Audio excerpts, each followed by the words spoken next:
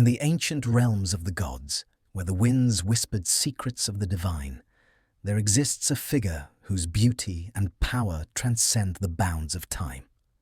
She is Aphrodite, the goddess of love, beauty, and desire, a force that shaped the hearts of both mortals and immortals alike. Her name is spoken in awe, her presence felt in every glance, every touch, every breath of love that stirs the soul. Aphrodite's story begins in the depths of the sea, where the foam of creation gave birth to a goddess unlike any other, one whose radiance could ignite the passions of the world. But her tale is not just one of beauty, it is one of power, transformation, and the eternal dance between love and loss. From the moment she emerged, she became a symbol of the forces that move the world in unseen ways, guiding hearts with a gentle hand, yet sometimes with a fierceness that could shape destinies. As we journey through the mythic landscape of Aphrodite's life, we will trace her origins, her loves, her triumphs, and her sorrows. This is not merely a story of a goddess, but of the very essence of love itself, in all its forms. So, as the stars fade softly into the night, let the calming ebb of her tale carry you into peaceful slumber. Like, subscribe, and share where you're listening from as we begin the gentle unfolding of Aphrodite's journey, a story that will whisper you into dreams of timeless beauty and love. Aphrodite's birth is one of the most iconic moments in Greek mythology, a tale woven with imagery of the sea, the sky, and the very forces of creation. Her arrival, as legend tells, was neither quiet nor mundane. From the beginning, she emerged as a vision of otherworldly beauty, a being who would forever alter the balance of gods and mortals alike. The story of her birth begins with a great act of divine retribution. Cronus, the mighty Titan, had castrated his father, Uranus, with a sickle, casting the severed parts of the primordial god into the sea. As these remains drifted upon the waters, a strange transformation occurred. From the mingling of Uranus's blood and the sea foam, Aphrodite was born, fully formed and radiant, rising from the depths like a vision from a dream. The moment of her birth is often depicted in art and song, a scene of serene and breathtaking beauty.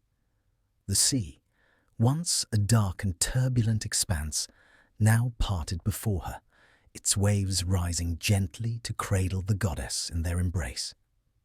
Her presence illuminated the horizon as the winds stilled, the earth itself pausing in reverence for the arrival of the goddess of love. The sight of her, with golden hair flowing like liquid sunlight, eyes bright with the promise of passion, was enough to make even the gods halt in their tasks. As Aphrodite emerged from the foam, it is said that she stood upon a shell, her form aglow with a light that could soften the hardest hearts. Her gaze, though calm and serene, carried with it the power to stir the deepest emotions. She was beauty itself, unreachable, yet enticing, a figure of grace, poised on the brink of the mortal and the divine. She was not born from a mother's womb, but from the very fabric of existence itself, as if the universe itself had created her to embody love's boundless potential. The gods who witnessed her arrival were struck with awe. The ancient texts describe the divine assembly at Olympus, where the gods themselves gazed upon Aphrodite's form with wonder. Even the mighty Zeus, who was never easily swayed by any being, paused in her presence. Yet, in that moment, it was not only the gods who saw her beauty. Mortals, too, as they beheld her from their distant shores, felt an undeniable pull, a longing, an ache for something they could not name. But it was not just her physical beauty that captured the attention of the gods. Aphrodite, though stunning, was far more than a vision. She was a force. As the goddess of love, she carried with her the power to unite hearts, to stir passions, to create bonds that would span the distance between gods and mortals, between the living and the eternal. The mere presence of Aphrodite was enough to send ripples across the vast cosmos, to alter the flow of time and fate itself. She was immediately sought after by many. Her beauty and her divine allure were irresistible. Yet, for all her radiance, Aphrodite remained in many ways a mystery. She was, after all, born not from a mother's embrace, but from the primal forces of nature, blood mingled with sea, a symbol of the merging of creation and destruction. It was said that she could bring both joy and sorrow, peace and turmoil. For though she was love, she was also desire, and where desire lies, so too does a conflict. The legend of Aphrodite's birth has been told for centuries, and in every retelling she remains the embodiment of that which is both wondrous and uncontrollable. Her arrival marked a new chapter for the gods, and from that moment the world would never be the same. As she stood there, her golden form gleaming beneath the heavens, the gods were quick to recognize that love itself had taken on a new face. Though beauty was her first gift to the world, it was not her only one. Aphrodite was a goddess of deep and infinite power, power to forge connections, to weave the threads of fate, to cause hearts to race with desire. She was as much a force of nature as she was a divine being, and with her arrival, love began to play a central role in the lives of all who walked the earth. It is said that as Aphrodite stood upon the shore, the gods approached her, each drawn by their own desires and ambitions. Poseidon, god of the sea, who ruled the very waters from which she had emerged, offered her his trident in a silent gesture of admiration. Zeus, king of the gods, observed her quietly, sensing the profound impact she would have upon the world. And even the ancient Titans, whose reign had been supplanted by the Olympians, gazed upon her with a mixture of awe and curiosity. But despite the attentions of the gods, Aphrodite was not yet bound by their will. Her beauty, her grace, her very existence seemed to transcend the desires of those around her. She was not born to serve the gods or to bend to their wills. She was born to create, to bring love and beauty into the world, and to teach those who encountered her the true meaning of connection. From this moment of her birth, Aphrodite's role in the cosmos began to take shape, though it would not be defined solely by her beauty. The goddess of love would influence the lives of many, from the grandest of deities to the humblest of mortals. Her presence would stir the hearts of those who loved and those who suffered in its absence. In time, she would become a central figure in the stories of the gods, her influence seen in the rise and fall of empires, in the wars fought over love, and in the quiet moments of tender connection between mortals and their beloved. Yet, for all the power she possessed, Aphrodite remained a mystery. Even as she took her place among the gods, there lingered the question of what truly lay at the heart of her being. Was she merely a vision of beauty, an unearthly dream to inspire longing and devotion? Or was there something deeper, something more potent and untouchable within her, the very essence of love itself? As we move further into Aphrodite's journey, we will come to see that her birth was but the beginning of a story that would span eons. Her influence would stretch across generations, and through her, love would forever shape the world. Aphrodite's arrival in the world was not merely the birth of a goddess, but the dawning of an era where love, beauty, and desire would hold sway over the lives of both gods and mortals. Though she came into being from the foam of the sea, her essence would come to define an entire realm of existence. In the divine order, she was not just a beautiful figure. She was a powerful force, weaving the delicate threads that bound hearts, that stirred passions, that transformed lives. Her role among the gods was as essential as it was enigmatic. Upon her arrival, Aphrodite immediately attracted the attention of the Olympian gods. Her beauty was a lure, drawing the gaze of even the most powerful among them. But it was her influence over the forces of love and desire that would make her truly indispensable to the pantheon. The gods, each with their own realm of influence, could not ignore the sway she held over the hearts of both mortals and immortals. Zeus, as king of the gods, saw the importance of Aphrodite's presence among them. He recognized that love, both its joys and its pains, was a force that shaped not only the lives of humans, but also the fates of the gods. The ties of love bound the gods to one another, and it was through love that many of the most important stories of the divine were written. Yet, despite Aphrodite's profound influence, she was not easily swayed by Zeus' authority. She was not a goddess who could be commanded or controlled. Instead, her power lay in her ability to shape the world through her own divine will, drawing the gods and mortals into the orbit of love's mysterious force. Aphrodite's power was not just one of attraction, but also of transformation. She could inspire love, but also jealousy, longing, and heartbreak. In her presence, the gods were at once vulnerable and powerful. She was the very embodiment of the contradictions inherent in love. It could heal and hurt, it could uplift and destroy. The gods, for all their immortality, were not immune to these forces. In Aphrodite's eyes, they saw not only their desires, but also their own weaknesses. The first of the gods to be deeply affected by Aphrodite was Hephaestus, the god of craftsmanship. Though Hephaestus was a skilled artisan, creating works of unparalleled beauty, his own physical appearance was less than divine. He was not as handsome as Ares, the god of war, nor as regal as Apollo, the god of the sun and music.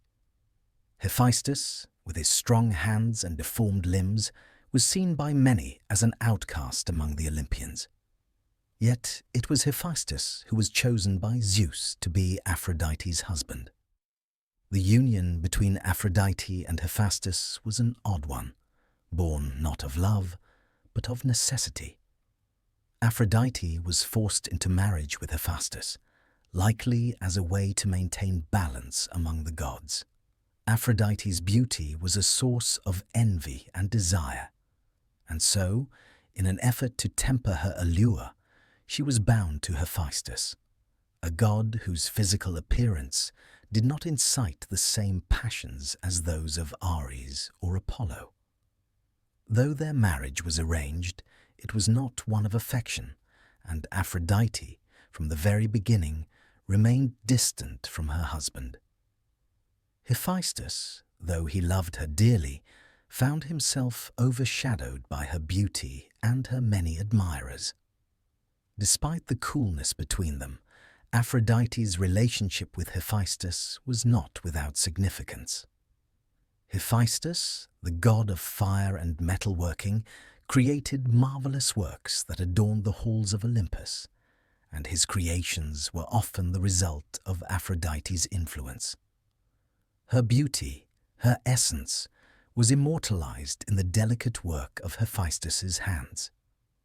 Many of the treasures of the gods, the chariots, the weapons, the armor, bore the touch of his craftsmanship.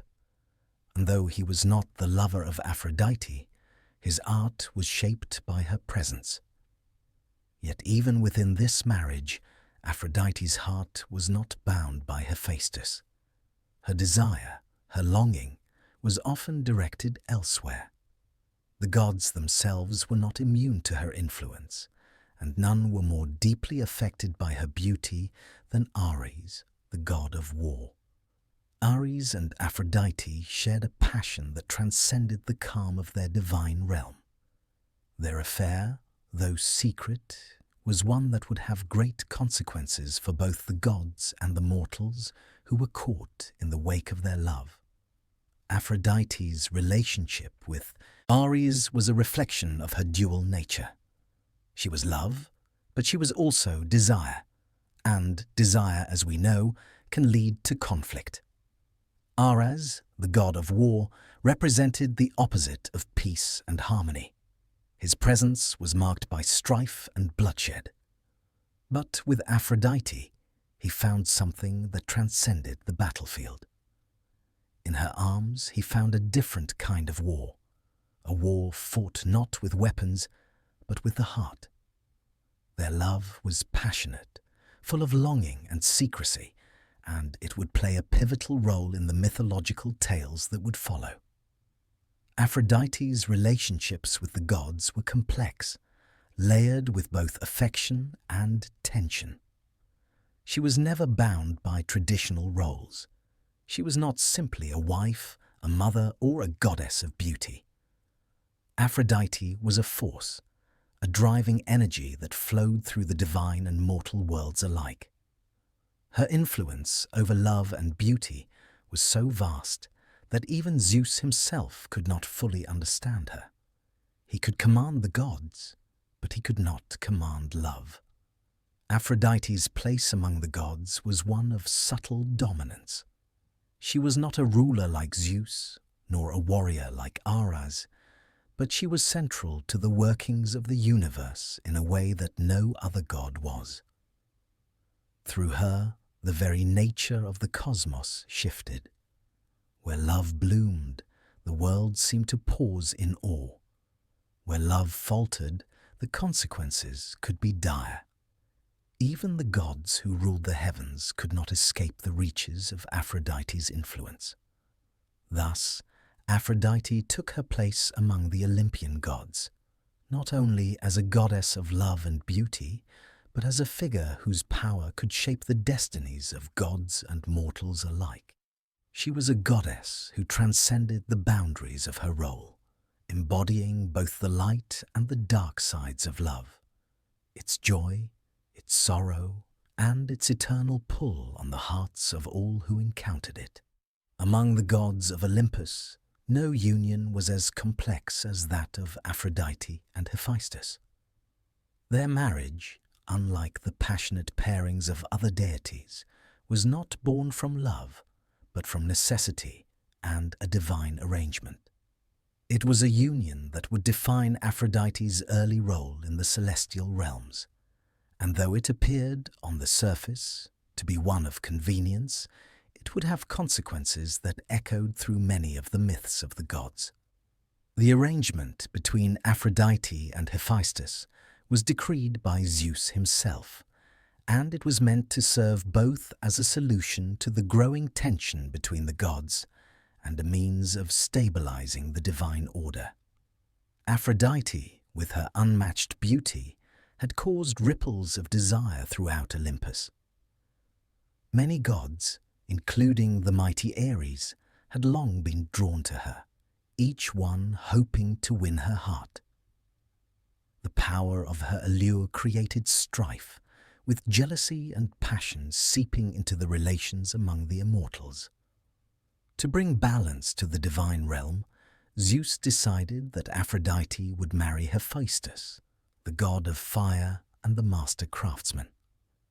Hephaestus, though a god of great skill and ingenuity, was not considered one of the most physically attractive of the Olympians.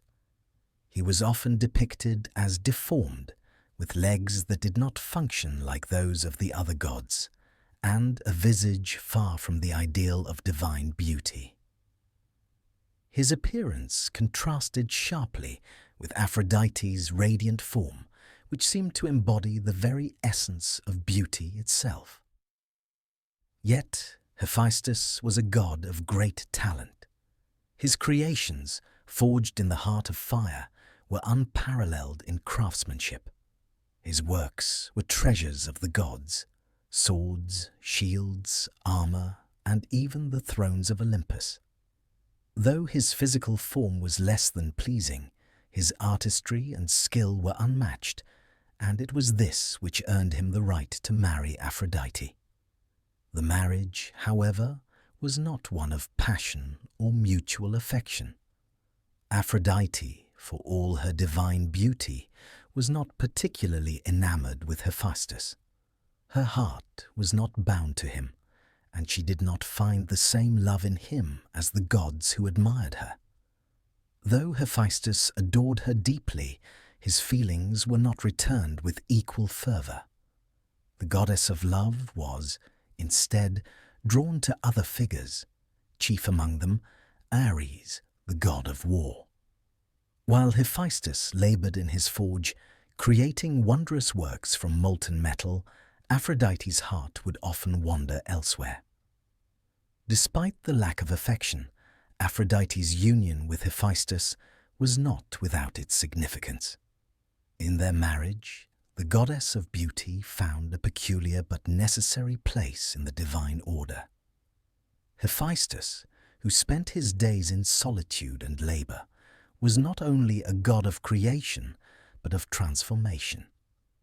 Through him, Aphrodite was connected to the art of making, to the mastery of shaping both form and function.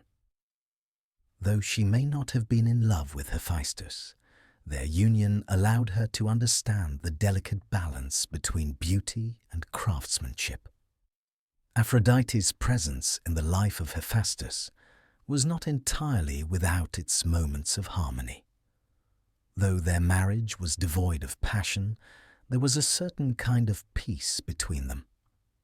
Hephaestus, devoted to his work and often withdrawn from the intrigues of Olympus, would focus his energy on creating marvels for the gods, many of which were influenced by Aphrodite's essence. The beautiful works he forged in his fiery forge were meant to embody the grace and beauty that Aphrodite represented. Aphrodite, for her part, would see the fruits of his labor in the treasures that adorned Olympus: glistening jewelry, shining armor, and delicate ornaments, all of which carried a piece of her. But the marriage between Aphrodite and Hephaestus, built on such a foundation, was also marked by tension. Though Hephaestus was faithful to her, Aphrodite's heart could not be held by one god alone. Her desire often led her to Ares, the god of war. The affair between Aphrodite and Ares, though secret, was one of the most infamous in Greek mythology. It was an affair that would cause deep turmoil, not only in their lives, but across the pantheon of gods. Aphrodite's infidelity was discovered when Hephaestus, having long suspected something was amiss, devised a clever plan to catch the lovers. Hephaestus fashioned an unbreakable net, so finely woven that it could ensnare even the most powerful gods. He placed the net around his bed, knowing that one day Aphrodite and Ares would find their way into it. When the two lovers met in secret, they were trapped, caught in the very web Hephaestus had set for them. Humiliated, Aphrodite and Ares were displayed before the other gods, a reminder of love's complicated and often painful nature. Though the affair was a source of great shame for Aphrodite, it also reflected the goddess's role in the world. Aphrodite was not simply a goddess of love's sweeter moments. She was a deity who embodied both the bliss and the strife that love could bring. Her marriage to Hephaestus and her infidelity with Ares highlighted the dual nature of love itself. It could create connections, but it could also fracture them. It could elevate the soul, but it could also bring about jealousy and discord. Aphrodite's relationship with Hephaestus, though marked by a lack of affection, was not without its deeper lessons. The goddess learned that beauty and desire are fleeting, while love, true love, takes many forms, some of which are not always understood or welcomed. Hephaestus, despite his role as a faithful husband, was not immune to the complexities of love, and his creation of divine objects, though perfect in form, did not grant him the happiness he sought in his marriage. The marriage to Hephaestus, though not one of passion, would shape Aphrodite in ways she could not yet foresee. It would teach her that love, in all its forms, is not always simple or easy. It could not be possessed, controlled, or made to fit into one perfect mold. Aphrodite was a goddess of many facets, and her union with Hephaestus revealed yet another layer to her divine existence, one where beauty, craftsmanship, and love intersected in delicate balance. Though Aphrodite's marriage to Hephaestus was one of divine arrangement rather than passion, her heart could not be confined to a single love. Among the gods there was one whose presence stirred something deeper within her, a force that pulled her away from the quiet, solitary life she shared with her husband. Ares, the god of war, with his fierce demeanor and unrelenting strength, was Aphrodite's lover, though their union was shrouded in secrecy, born out of desire as powerful and volatile as the very battles Ares waged. Aphrodite and Ares embodied opposites, and yet it was this contrast that drew them together. Aphrodite, the goddess of beauty, love, and harmony, contrasted sharply with Ares, whose very nature was defined by conflict, chaos, and destruction. Yet where love and war meet, where passion and battle collide, they found a connection unlike any other. A relationship where beauty and violence coexisted in a delicate, tumultuous balance. The affair began quietly, as these secret relationships often do, hidden from the knowing eyes of Olympus. Ares, whose heart was forever fueled by the thirst for battle and conquest, was drawn to Aphrodite's serenity, her radiant beauty, and her tender yet powerful allure. In turn, Aphrodite found something in Ares that was unlike any other god.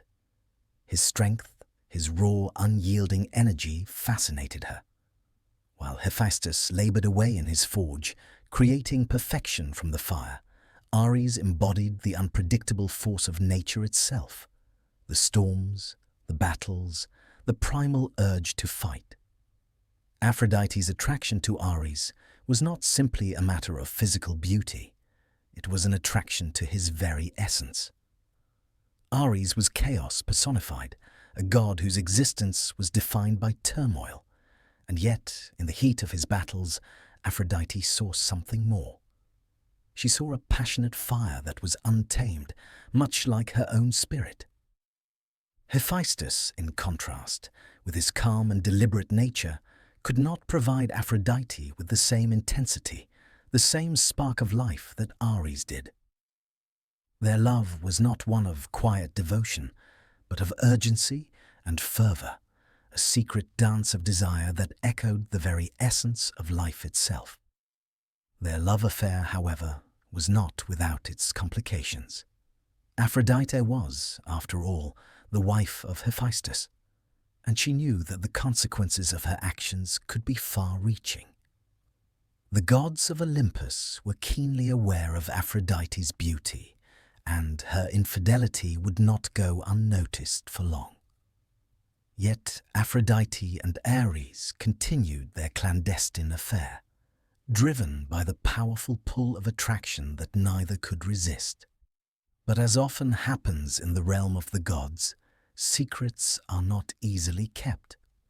Hephaestus, who had long suspected his wife's lack of affection for him, was not blind to the growing closeness between Aphrodite and Ares.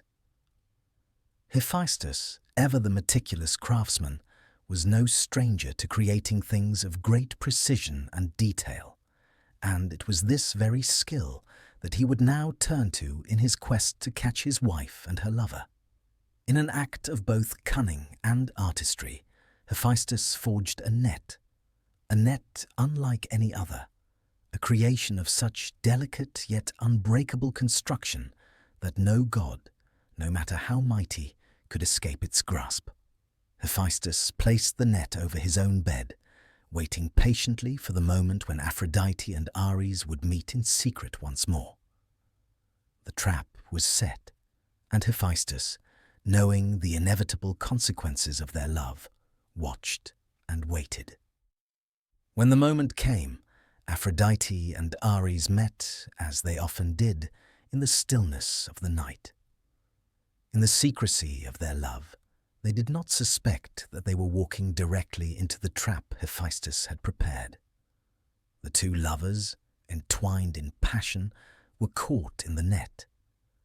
The net, so perfectly woven, ensnared them both in a delicate, inescapable web.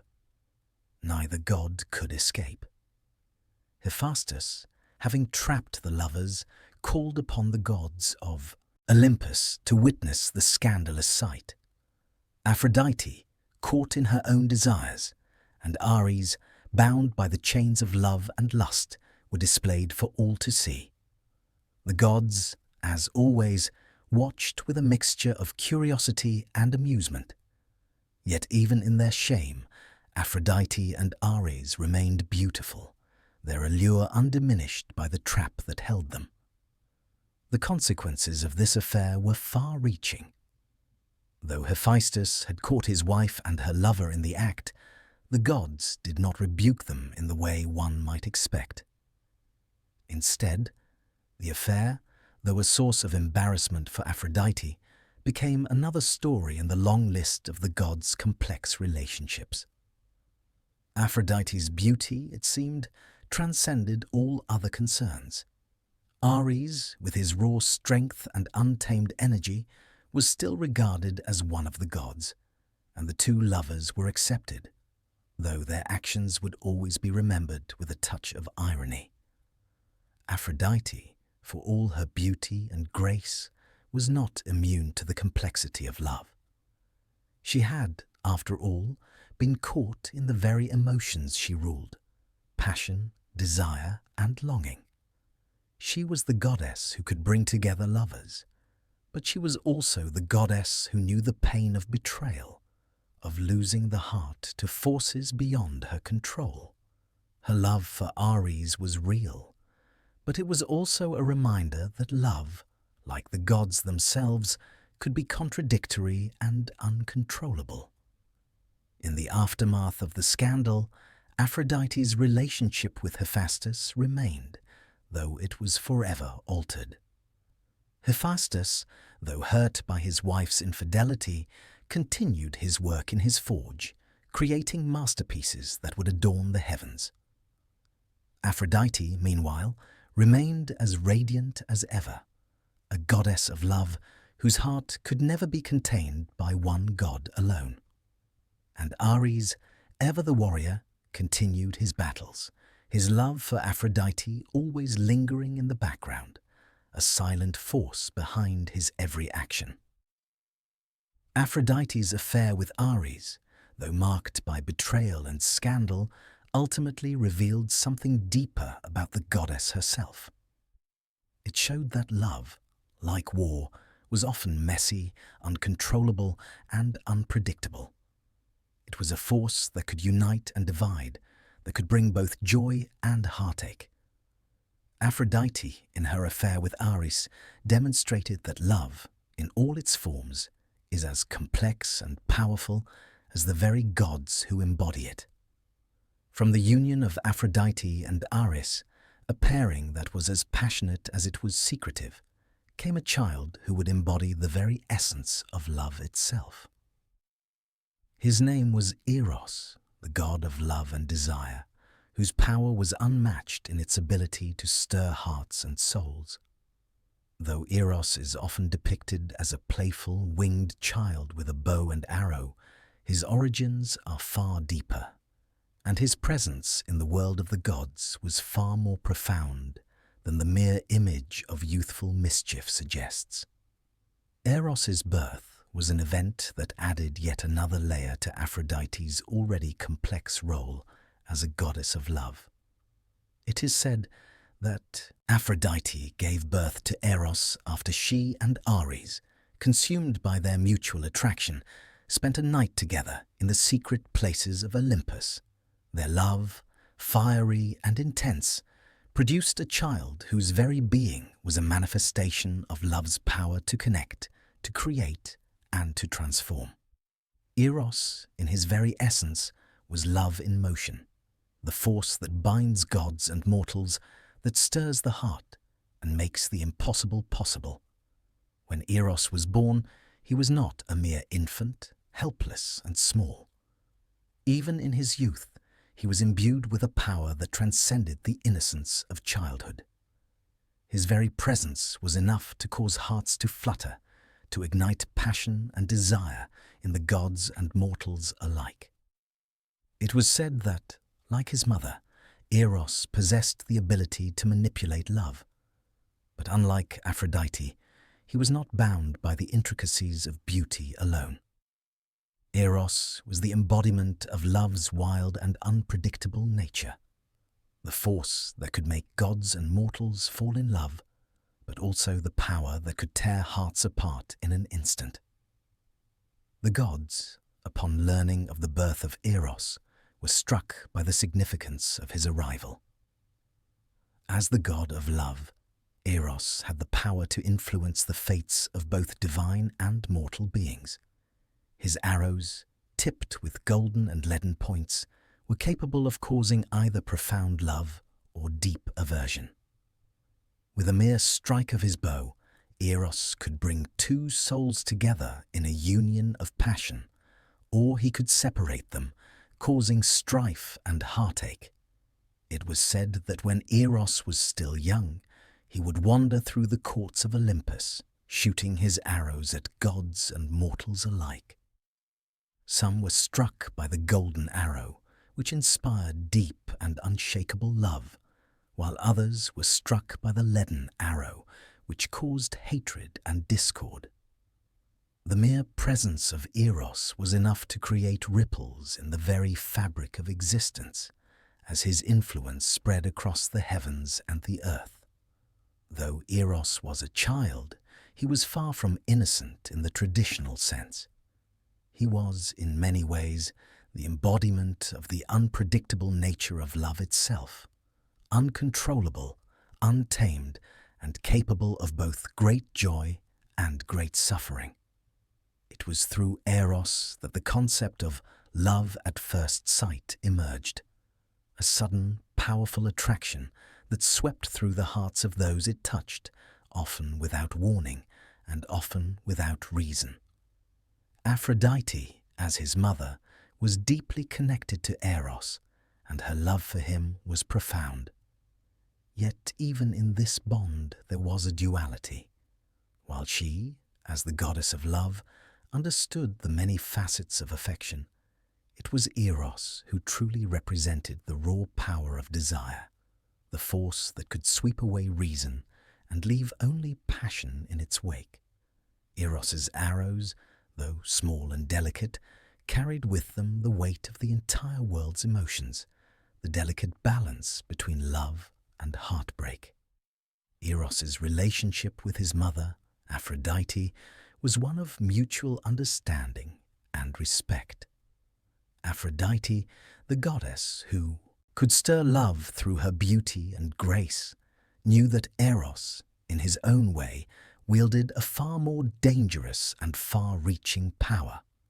Where Aphrodite embodied the grace of love, Eros embodied its intensity, and it was through their bond that the world of the gods and mortals alike became intertwined by love's greatest gift and its greatest curse.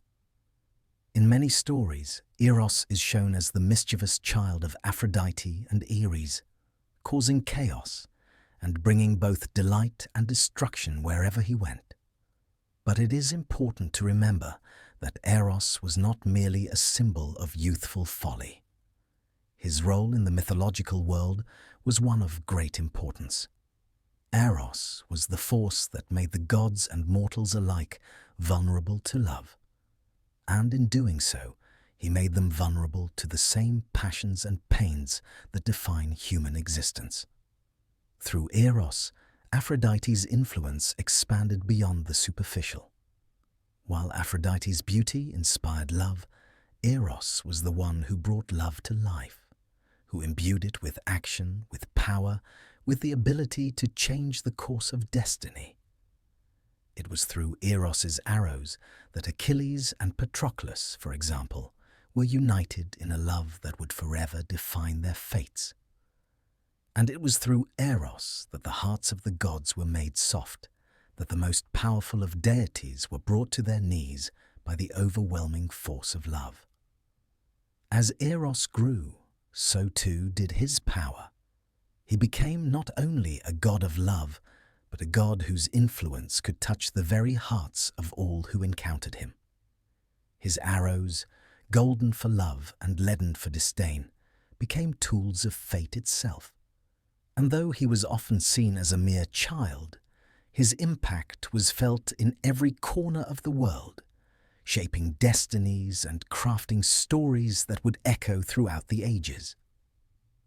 Though Aphrodite was a goddess of the divine realm, her influence stretched far beyond the borders of Olympus, reaching deeply into the lives of mortals. As the goddess of love, beauty, and desire, she became a central figure in human existence, inspiring both the greatest joys and the deepest sorrows. Her power was not only felt in the hearts of the gods, but also in the everyday lives of those who loved, who sought beauty, or who suffered from love's complexities.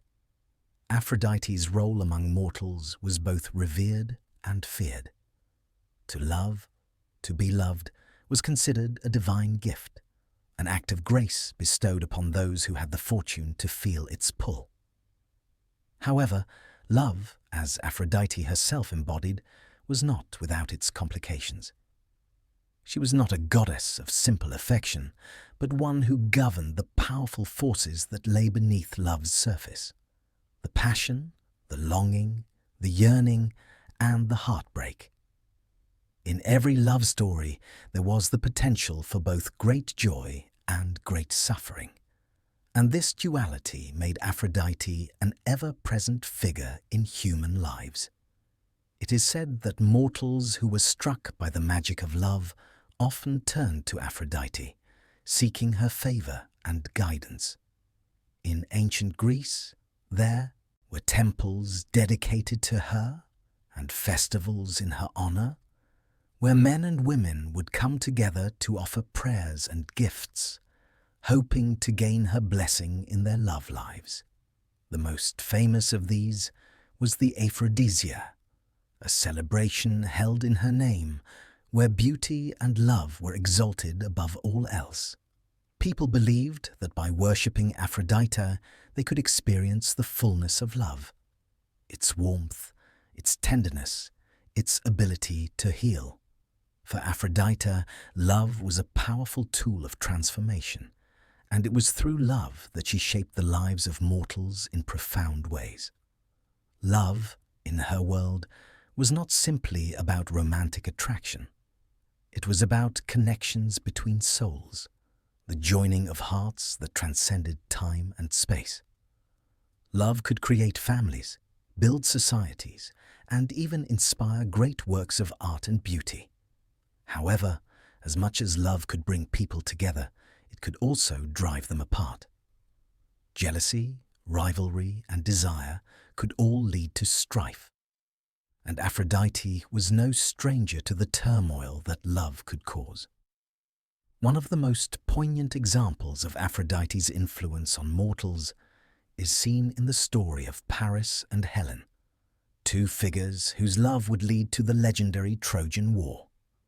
Paris, a prince of Troy, was called upon to judge a beauty contest between three goddesses: Hera, Athena, and Aphrodite. Each goddess offered him a gift in exchange for his favor. Hera promised power, Athena promised wisdom, but it was Aphrodite who offered him the love of the most beautiful mortal woman in the world, Helen of Sparta.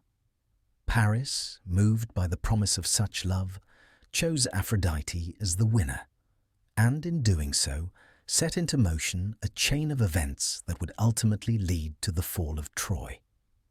Helen, though already married to Menelaus, king of Sparta, fled with Paris to Troy, and their love sparked a war that would devastate both sides. In this story, Aphrodite's influence over love was evident, but so too was the darker side of her power, the destruction that love, if unchecked, could bring. Yet, despite the tragic consequences of Paris and Helen's love, Aphrodite's influence over mortals was not entirely negative. She also inspired acts of great beauty and heroism. Take, for example, the story of Orpheus, a mortal whose music was so beautiful that it could charm even the gods. Orpheus's love for his wife Eurydice was profound, and when she died, he journeyed to the underworld to retrieve her, his music pleading for the gods of the dead to release her. Though his efforts ultimately failed, the love he displayed, driven by his devotion to Eurydice, was an act that resonated with Aphrodite's own values, a love so pure it could transcend even death. Aphrodite's influence was also deeply felt in the world of art and beauty. She was the patron goddess of artists, sculptors, and poets, inspiring works that celebrated the human form, the divine, and the power of beauty itself. The ancient Greeks, who held Aphrodite in high regard, produced countless sculptures of the goddess, portraying her in various forms, from the fully nude, embodying pure beauty, to more modest depictions of her grace and serenity. The most famous of these sculptures is the Venus de Milo, a symbol of classical beauty, whose delicate curves and serene expression continue to captivate viewers to this day. Beyond the realm of art, Aphrodite's influence extended to the very fabric of human relationships. She was the goddess who guided lovers, who helped those in pursuit of beauty or companionship find their way. It was said that mortals who sought her favor could experience the depths of love and its transformative power, gaining the ability to form lasting, meaningful connections. Aphrodite, in her divine wisdom, knew that love was not just about attraction. It was about unity, growth, and the sharing of one's heart with another. But while Aphrodite could inspire the highest ideals of love, she was not blind to the darker aspects of human nature. She knew that love could be fleeting, and that desire could lead to possessiveness, jealousy, and pain. She could give mortals the ability to love, but she could not control how they used that power. Her gift was both a blessing and a burden, as love often led to struggles and heartache. For mortals, to love was to be vulnerable, to open oneself up to the potential of both joy and pain. But it was also to experience one of the most profound forces in the universe, the very thing that connected them to the gods and to each other. Through Aphrodite's influence, mortals were given the chance to experience love's transformative power, a gift that shaped their lives and the stories they left behind. In every love story, there is a trace of Aphrodite's essence. In every act of devotion, every bond between individuals, the presence of the goddess is felt, guiding hearts toward one another.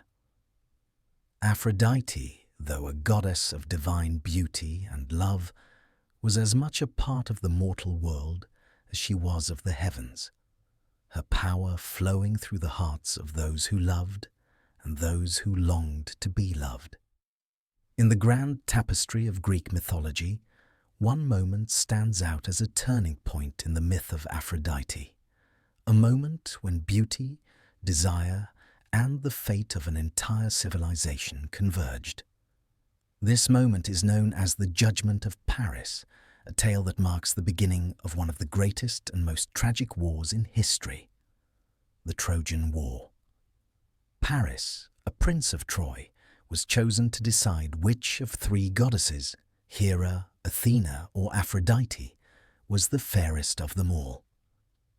The circumstances leading to this judgment were born from divine rivalry, and Paris's decision would forever alter the course of history.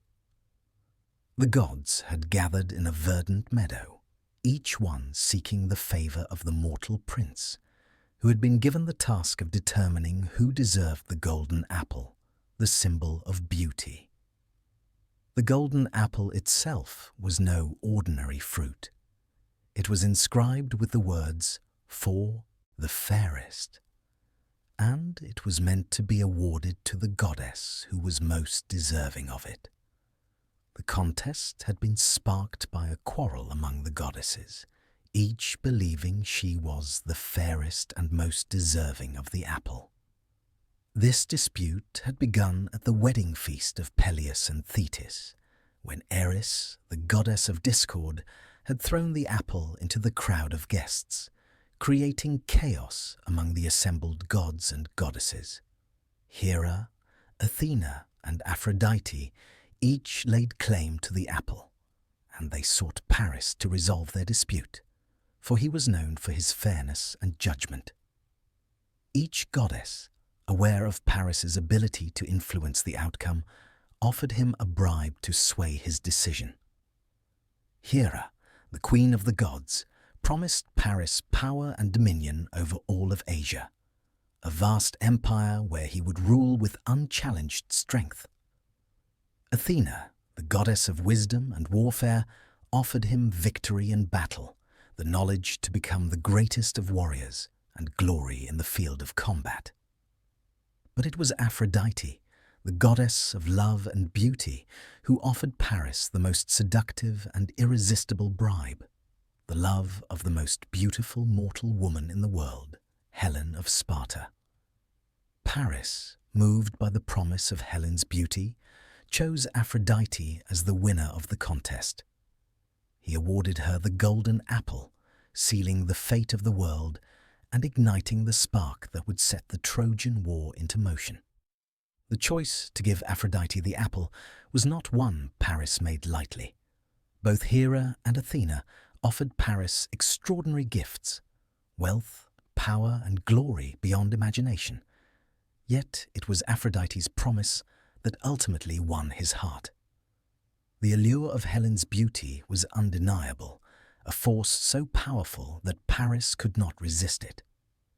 In choosing Aphrodite, Paris chose the path of desire, the path of love, and the path that would lead to tragedy. Helen, however, was not an ordinary woman. She was the wife of Menelaus, king of Sparta, and her beauty was said to be so radiant that it had inspired poets, artists, and heroes for generations. Her face was the very epitome of perfection, and in Paris's eyes, she represented the unattainable, the dream that could never be fully realized, until now.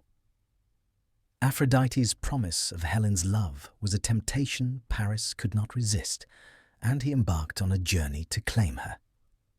When Paris arrived in Sparta and met Helen, the attraction between them was instant and undeniable. Aphrodite, ever the orchestrator of love's desires, ensured that Helen would fall under Paris's spell. The two lovers fled together to Troy, abandoning Menelaus and sparking a conflict that would lead to the downfall of Troy itself. The abduction of Helen was a catalyst for the Trojan War, as the Greeks, outraged by Paris's actions, united to retrieve her and punish the Trojans. What began as a personal dispute over a golden apple quickly grew into a war that would last 10 years and claim the lives of countless heroes and gods.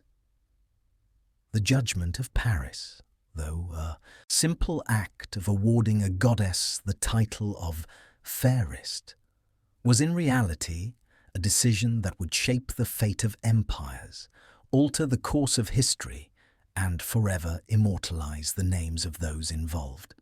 Aphrodite's role in this event was not merely that of a passive participant, however. She was both the instigator and the instilled force behind the tragedy. She gave Paris the love he desired, but she also set into motion the chaos that followed. Her influence over love was undeniable, but love, as Aphrodite knew, could be both a blessing and a curse. The choice to give Paris Helen was a divine intervention, but it came with consequences that would echo through the centuries. As the war raged on, Aphrodite's involvement continued. She aided Paris in battle, ensuring his survival and shielding him from death. But as the war wore on, the consequences of her actions became more apparent. The gods themselves became embroiled in the conflict, taking sides and intervening in mortal affairs. Aphrodite, ever the goddess of love, found herself at the center of it all, guiding the destinies of those caught in the web of desire and conflict. Aphrodite's power was such that she could shape the hearts of mortals and gods alike, but she was also a witness to the destruction her influence caused. Love, when used as a weapon, could tear kingdoms apart. Yet, it was also love that kept the flames of hope burning in the hearts of the warriors who fought for what they believed in. The judgment of Paris is a story not only of divine rivalry, but of the far-reaching consequences of love and desire. It reminds us that the choices made in the name of love can alter the course of history, shaping the world in ways that cannot always be predicted or understood. Through this act, Aphrodite's influence was felt not only in the hearts of gods, but in the lives of mortals who paid the ultimate price for following love's siren call. The judgment of Paris and his subsequent abduction of Helen set into motion a tragic conflict that would unfold on the plains of Troy, the Trojan War. This war, fought between the Greeks and the Trojans, would last for 10 long years, and it would become a central myth of Greek mythology, marking the intersection of love, betrayal, and the ever-present influence of the gods. Aphrodite, the goddess who had sparked this conflict through her promise to Paris, would play a key role throughout the war, guiding and influencing both gods and mortals in subtle yet powerful ways. Aphrodite's involvement in the Trojan War was not one of direct conflict. She did not raise armies or wield weapons like Ares or Athena. Instead, her power was more insidious, working through the hearts of those involved, influencing love, passion, and desire in ways that would have far-reaching consequences. As the goddess of love, she saw the war through the lens of emotion, and it was love, its presence, its absence, its fragility, that would ultimately define her role in the war. In the early days of the war, Aphrodite remained firmly aligned with Paris, the Prince of Troy, who had won her favor with the golden apple. She was deeply invested in ensuring that Paris survived the battle and that Helen remained by his side, for she had promised him this love, and she would not easily let it slip away. Aphrodite's influence over the war was subtle at first, but it would soon become clear that her presence was guiding the fates of the warriors on both sides. Aphrodite's divine protection extended to Paris, who, though skilled in matters of love, was no warrior. In the midst of the battle, Paris found himself overwhelmed by the might of the Greek forces, and it was Aphrodite who intervened to shield him from harm.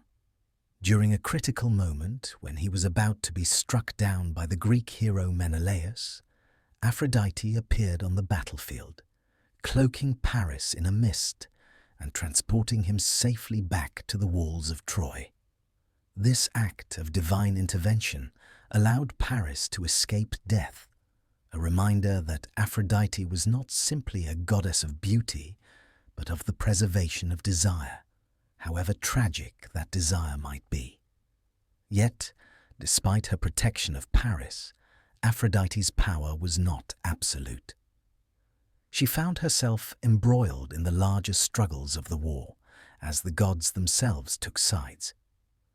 Aphrodite's favor of Paris and the Trojans put her at odds with several of the other Olympian gods, most notably Hera and Athena, both of whom were fiercely opposed to Troy and to the idea of Helen's abduction. Hera, with her maternal fury, and Athena, with her wisdom and martial prowess, fought on the side of the Greeks, each determined to see the Trojans defeated. The gods' interventions were a frequent occurrence during the Trojan War, and they were often more dramatic and far-reaching than the actions of the mortal warriors themselves. The gods would appear on the battlefield, disguised as mortals, and fight alongside their chosen heroes. Aphrodite, however, remained a quieter presence, manipulating the events from behind the scenes, her influence working through love and beauty, bringing together or tearing apart the very hearts of the warriors who fought.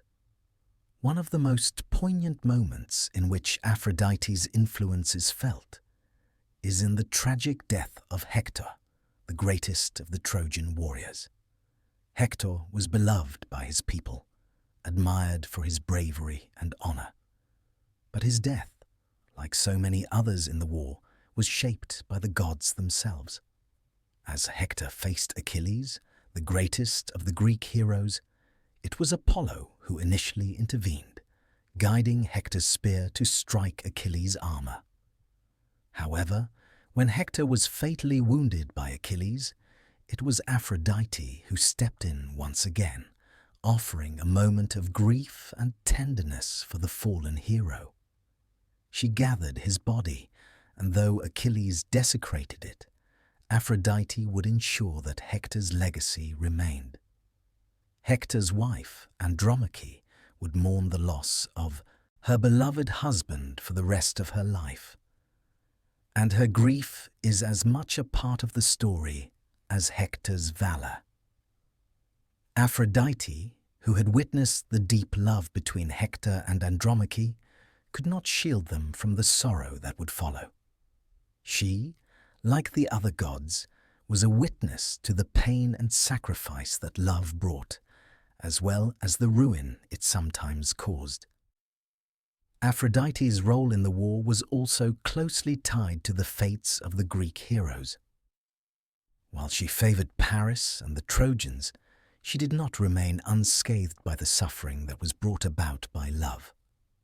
Her influence on the gods of war, Ares, for instance, was clear. Ares, ever the god of bloodshed and violence, was often drawn into the conflict by his own passions, and his involvement only deepened the cruelty of the war.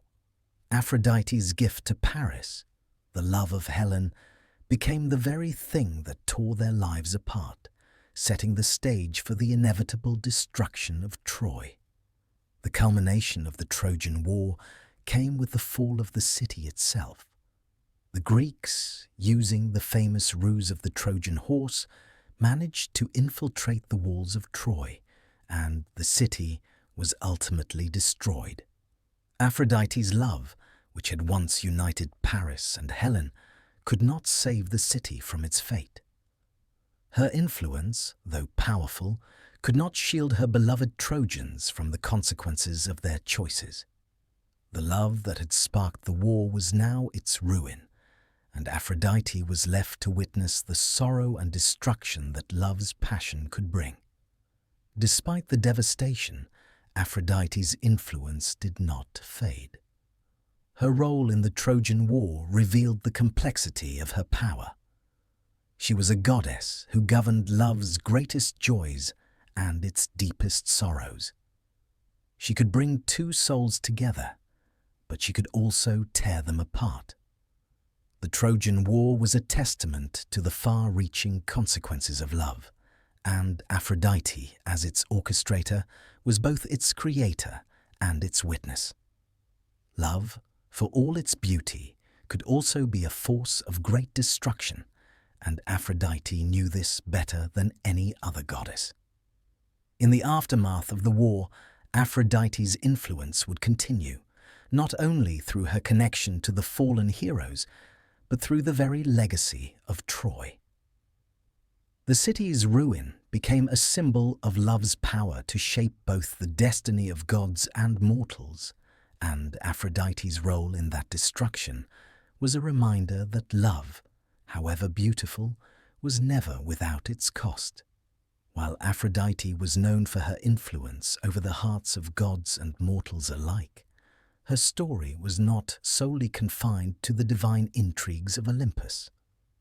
In the world of mortals, she experienced one of her most poignant and complex love affairs, a tale that intertwined both divinity and humanity. This was her love for Anchises, a mortal prince whose union with the goddess of love would shape the fate of one of the greatest heroes of Greek mythology. Anchises was a handsome and noble prince of Dardania, a small region near Troy. His beauty and valor were known throughout the land, and it was said that he was as skilled in battle as he was in the art of love. Hephaestus, ever the craftsman, had even fashioned a shield for Anchises that gleamed with the brilliance of the gods. Yet, despite his noble lineage and his renown, Anchises was still a mortal, subject to the whims of the gods and bound by the limitations of his human nature. It was in the idyllic hills of Dardania that Aphrodite first laid eyes upon Anchises, and, as was often the case with her, she was instantly struck by his beauty. The goddess of love, whose very essence was drawn to the hearts of mortals, found herself enthralled by Anchises' youthful charm and noble bearing. But Aphrodite was no ordinary goddess, and her love for him would not follow the traditional course. It was a love that transcended mere attraction, touching upon the deeper complexities of her divine nature. Aphrodite, though powerful and capable of bending the hearts of others to her will, found herself vulnerable in her affection for Anchises. In a moment of divine whimsy, Aphrodite descended from Olympus in disguise, assuming the form of a mortal woman to avoid suspicion. In her mortal guise, she approached Anchises, who was immediately taken by her beauty. The two were soon drawn to one another, and their passion quickly ignited. The affair, though brief, was deeply meaningful for Aphrodite.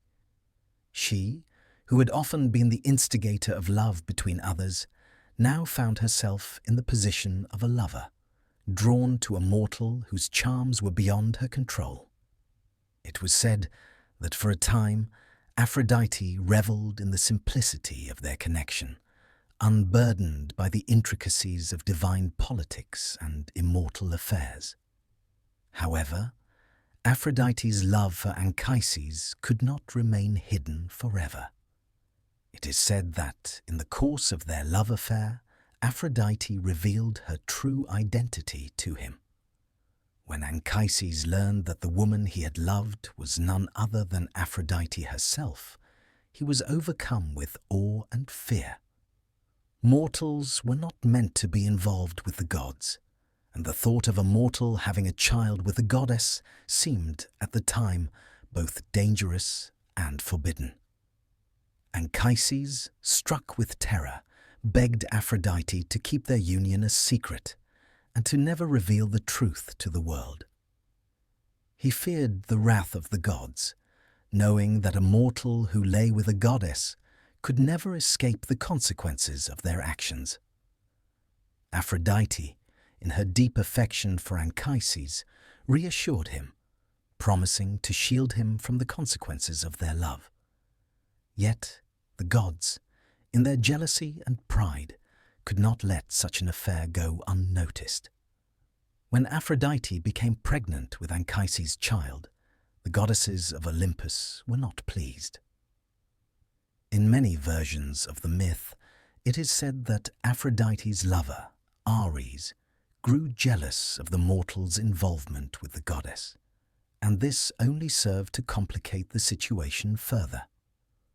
Though Aphrodite cared deeply for Anchises, her divine status was an ever-present barrier between their worlds.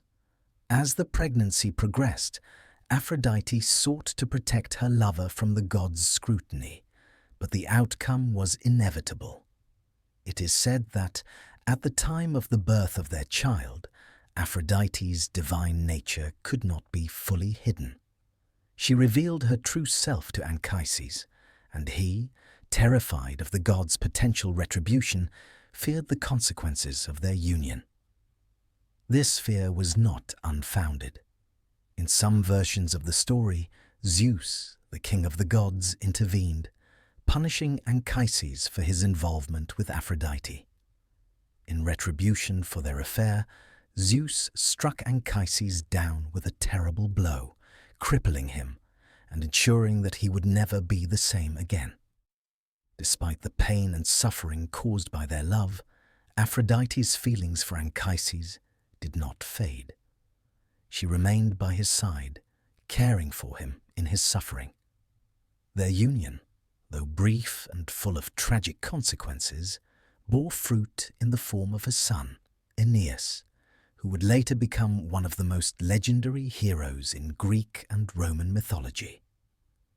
Aeneas, the child of Aphrodite and Anchises, was destined for greatness. He would rise to lead the Trojans in their final battle against the Greeks and would ultimately found the city of Rome, fulfilling the prophecy that the descendants of Troy would one day rule the world. The story of Aeneas's journey, his trials, and his eventual triumph became one of the most important myths in the Western world, not only in Greek myth, but also in Roman legend. Through Aeneas, Aphrodite's legacy lived on, as her mortal son would come to embody the very essence of both love and heroism. The tale of Aphrodite and Anchises, though tragic in its resolution, highlights the complexity of the goddess's nature. She was not merely a deity who caused love and beauty to flourish. She too knew the pain of loss, the sorrow of forbidden love, and the consequences of her actions. Her relationship with Anchises brought forth both joy and suffering, yet it also led to the birth of a hero whose legacy would live on long after the gods and mortals alike had passed into myth. In the vast and intricate tapestry of Greek mythology, Aphrodite's influence extended not only to the lovers whose hearts she bound together, but also to those who fell victim to her wrath when love turned to obsession or sin. One such tragic tale is the story of Myrrha, a mortal woman whose misguided desire would lead her to an unfathomable fate. Aphrodite, in her role as the goddess of love, became both the instigator and the avenger in this myth, demonstrating the dual nature of love as both a powerful force for creation and a catalyst for destruction. Myrrha, the daughter of the Syrian king Thias, was known for her beauty, which rivaled even that of the gods. Her father, in his pride, believed that there was no woman more beautiful than his daughter, and he often boasted that she was the most perfect creation of Aphrodite herself. Yet, despite her beauty, Myrrha harbored a secret, a dark and forbidden passion that was neither natural nor innocent. She fell in love with her own father, Thaias. This twisted desire, born from the goddess's influence over love and attraction, was both unnatural and tragic. Myrrha, overwhelmed by her feelings for her father, could not escape the desire that consumed her. Her emotions were a perverse reflection of Aphrodite's power. Her love, though born of beauty, was distorted and corrupted by the very force that Aphrodite controlled. In her desperation, Myrrha confided her feelings to her nurse, and together they devised a plan to deceive Thaias. One night, under the cover of darkness, Myrrha entered her father's chambers. She concealed her identity, using a veil to hide her face, and approached him as a stranger, offering herself to him. Thaias, unaware of his daughter's identity, succumbed to the temptation, believing her to be a foreign woman. For several nights, Myrrha and Thaias engaged in their illicit affair, with Myrrha's obsession growing stronger each time. However, the truth could not remain hidden forever. Eventually, Thaias discovered the identity of the woman he had been with, and the revelation was nothing short of horrific. Upon learning that his lover was, in fact, his own daughter, Thaias was consumed with rage and horror. In his fury, he sought to punish Myrrha for her transgression, and he was prepared to exact a terrible vengeance upon her. Yet it was not only Thaias who would punish Myrrha for her forbidden love. Aphrodite, in her wrath, also intervened. Aphrodite, though the goddess of love, was not blind to the darker sides of desire, jealousy, shame, and the destruction that could be wrought by an unrestrained passion. For Myrrha's actions, she would pay a heavy price. The goddess cursed the young woman, condemning her to an endless cycle of torment. Myrrha, unable to bear the guilt and the shame of her actions, fled into the wilderness, where she wandered in agony, consumed by the consequences of her sin. As a punishment, Aphrodite transformed Myrrha into a myrrh tree, a symbol of both beauty and sorrow. From this tree, Myrrha's body was rooted in the earth, and her desires, now twisted and forever beyond her control, became the sap of the tree, which would bleed in the form of the fragrant myrrh resin. Though her body was bound to the earth, her soul endured the punishment for her actions, an eternal reminder of the dangers of love untempered by wisdom. Despite the pain and horror of her transformation, Myrrha's story did not end with her punishment.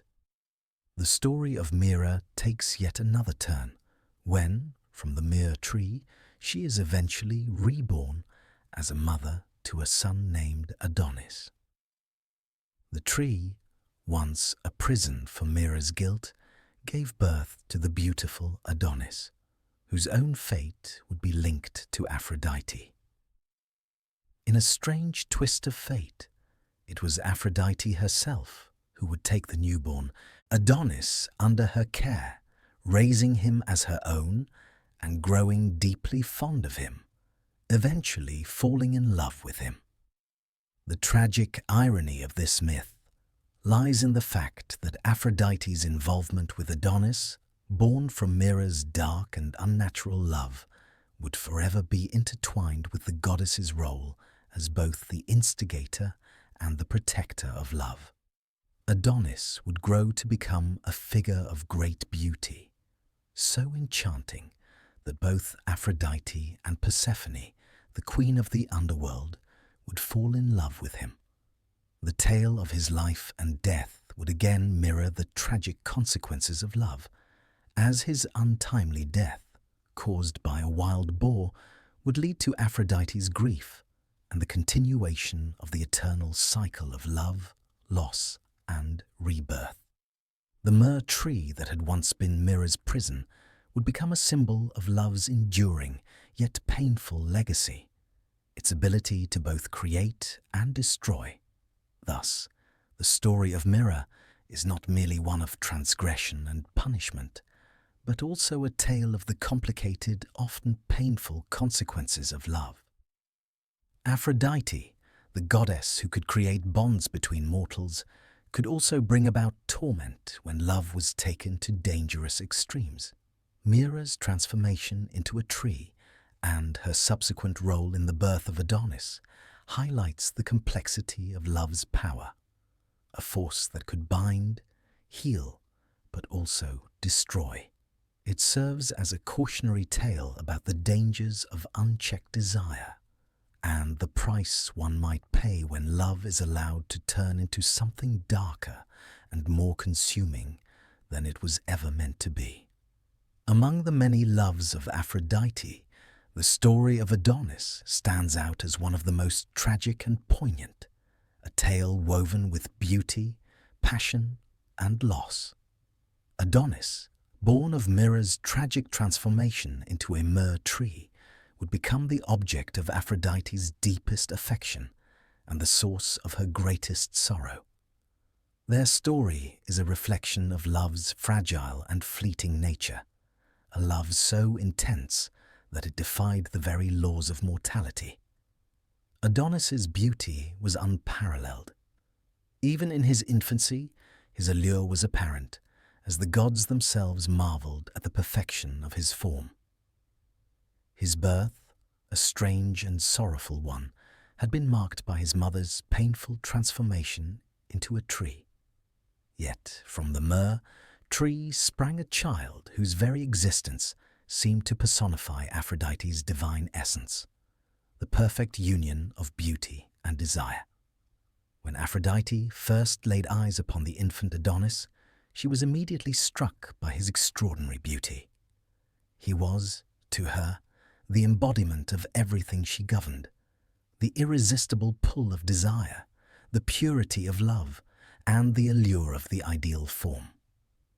She took him under her care, protecting him as a mother would her child, but also cherishing him in a way that transcended maternal affection.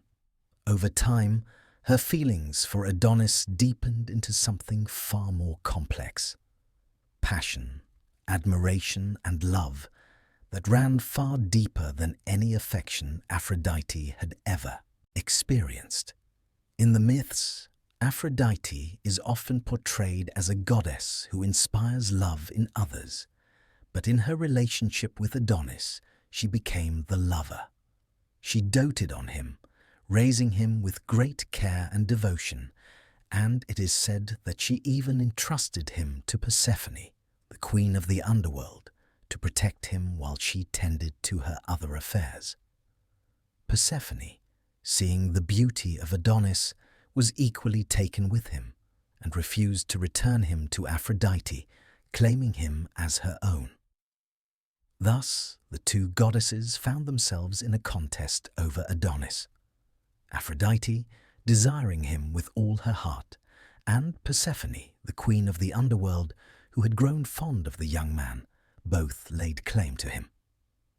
The dispute over Adonis was not one of simple rivalry.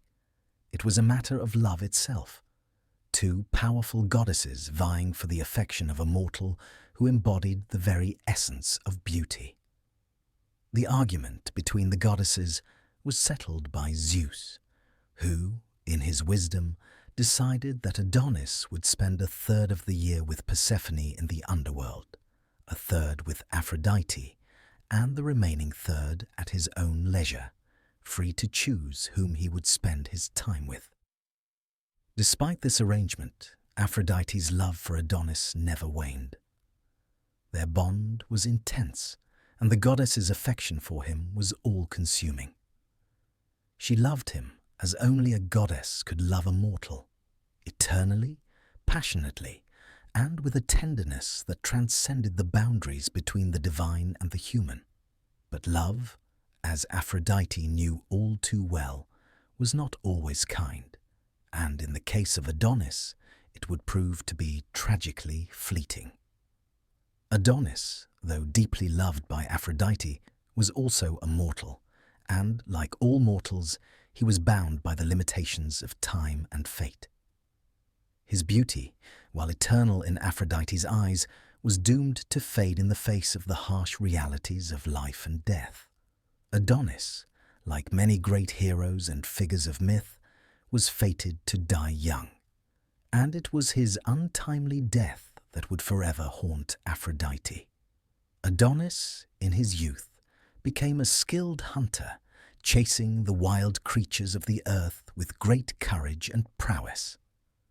Aphrodite, despite her protective instincts, could not keep him from the dangers of the hunt. It was during one of these hunting expeditions that tragedy struck. Adonis, while pursuing a wild boar, was fatally wounded. The boar, in a savage and unexpected moment, gored him, and the young man fell to the earth, bleeding from his wound. Aphrodite, upon hearing of his injury, rushed to his side. But it was too late. Adonis had already succumbed to his wounds. The goddess of love and beauty, who had created and nurtured so many forms of love, was helpless in the face of death. She mourned him deeply, her sorrow unmatched by any grief she had ever known. Her cries were said to be so filled with anguish that even the other gods wept for her. In her grief, Aphrodite could not bear to let Adonis's death be final. Some versions of the myth say that she pleaded with Zeus to allow her lover to return to life, even for just a brief time. Moved by her plea, Zeus granted her request, and Adonis was allowed to spend half of the year with her and the other half in the underworld. Thus, Adonis became a symbol of rebirth and the cyclical nature of life and death. His time with Aphrodite, though fleeting, was eternally cherished, and his return to the underworld each year was a reminder of the inevitability of death and the deep sorrow that love can bring.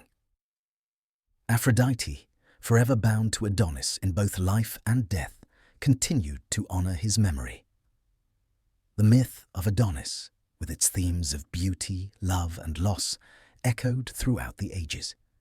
His death and Aphrodite's mourning became symbols of the fleeting nature of love and beauty, and the way in which the gods themselves were not immune to the pain of losing that which they cherished most. The love between Aphrodite and Adonis transcended both life and death, enduring in the hearts of those who remembered their tragic story. One of the most enduring and captivating stories in Greek mythology is the tale of Aphrodite and Psyche, a story that intertwines love, jealousy, and the trials of the heart. Psyche, a mortal woman of unparalleled beauty, became the object of Aphrodite's jealousy, and yet it was Aphrodite's influence that would ultimately guide her on a journey that would test the very nature of love and devotion. Psyche, a princess of an unnamed kingdom, was so beautiful that she was compared to the goddess Aphrodite herself. Her beauty was so radiant that it caused mortals to worship her, forgetting the goddess of love in favor of the mortal woman who embodied beauty's ideal. Aphrodite, jealous and enraged by the mortals' adoration of Psyche, sought to punish her for the offense of outshining the goddess herself. In her fury, Aphrodite ordered her son, Eros, also known as Cupid, to make Psyche fall in love with the most monstrous and hideous of creatures. Eros, whose role as the god of love was both to create and destroy, hesitated. He was moved by Psyche's purity and beauty, and he did not want to cause her harm. Yet, bound by his mother's command, he set out to carry out the task. However, when Eros laid eyes on Psyche, he was himself struck by her beauty, and he could not bear to follow through with his mother's plan. Instead, he pricked himself with one of his own arrows and fell deeply in love with her. Eros, torn between duty and love, could not bring himself to cause Psyche harm. So, instead of fulfilling his mother's wrath, he took Psyche to a hidden palace, far from mortal eyes, and there he concealed her from Aphrodite's reach. The palace, though lavish and splendid, was not without its secrets.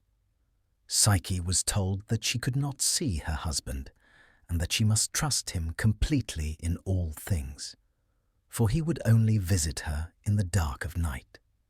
In return, he promised her that she would want for nothing, living in splendor and safety. Yet, as with all things in the realm of love, trust and devotion were tested. Psyche, despite her husband's kindness, grew restless. She longed to see his face, to know the identity of the man who had rescued her, and with whom she had fallen so deeply in love. Her curiosity, however, was her undoing.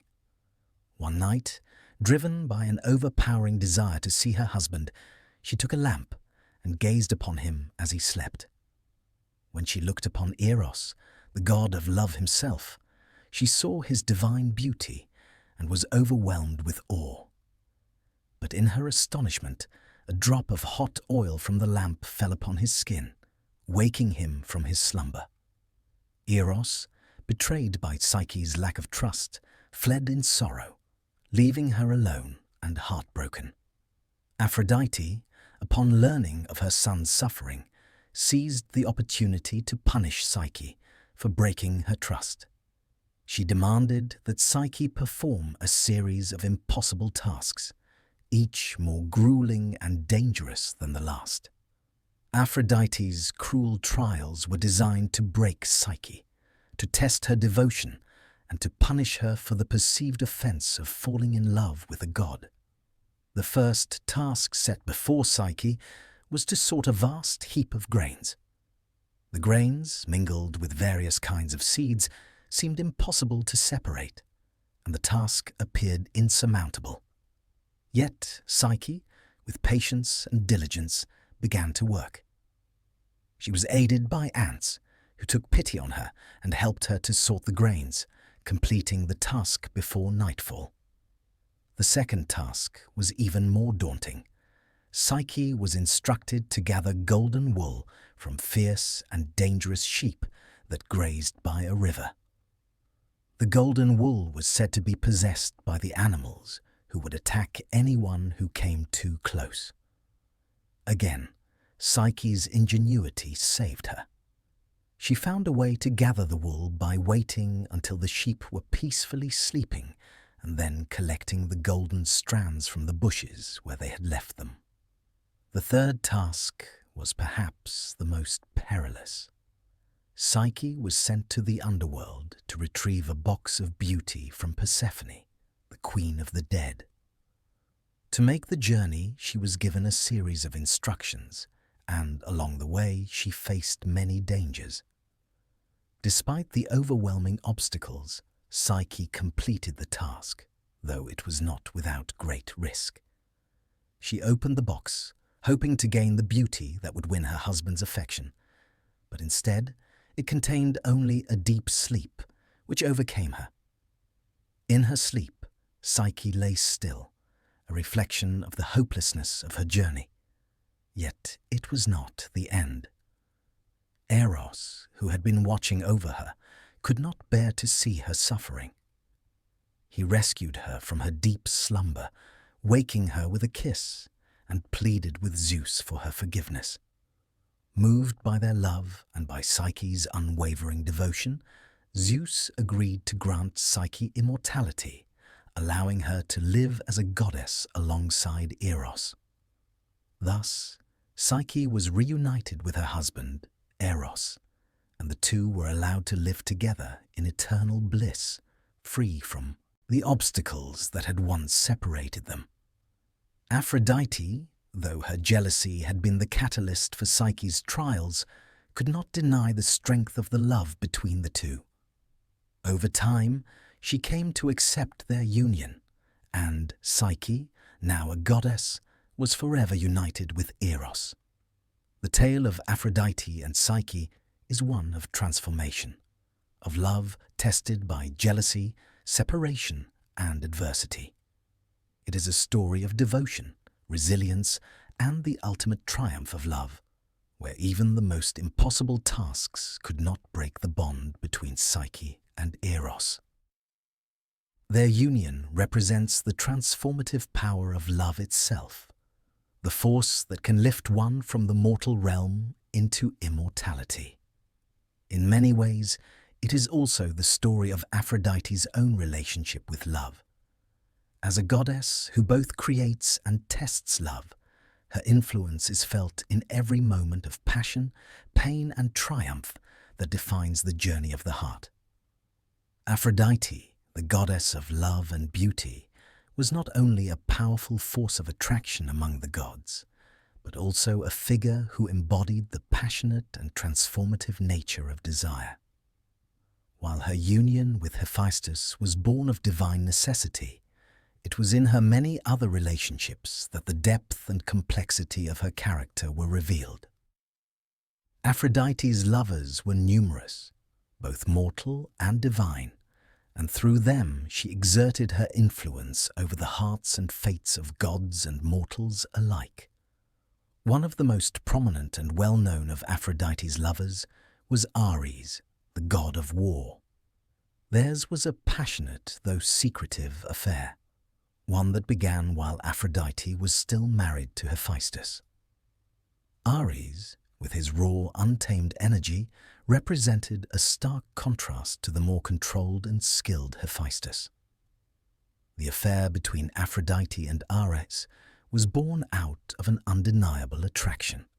Aphrodite, the goddess of beauty and love, drawn to Ares' strength and fierceness, while Ares, in turn, found a tenderness in Aphrodite's love that softened his violent nature.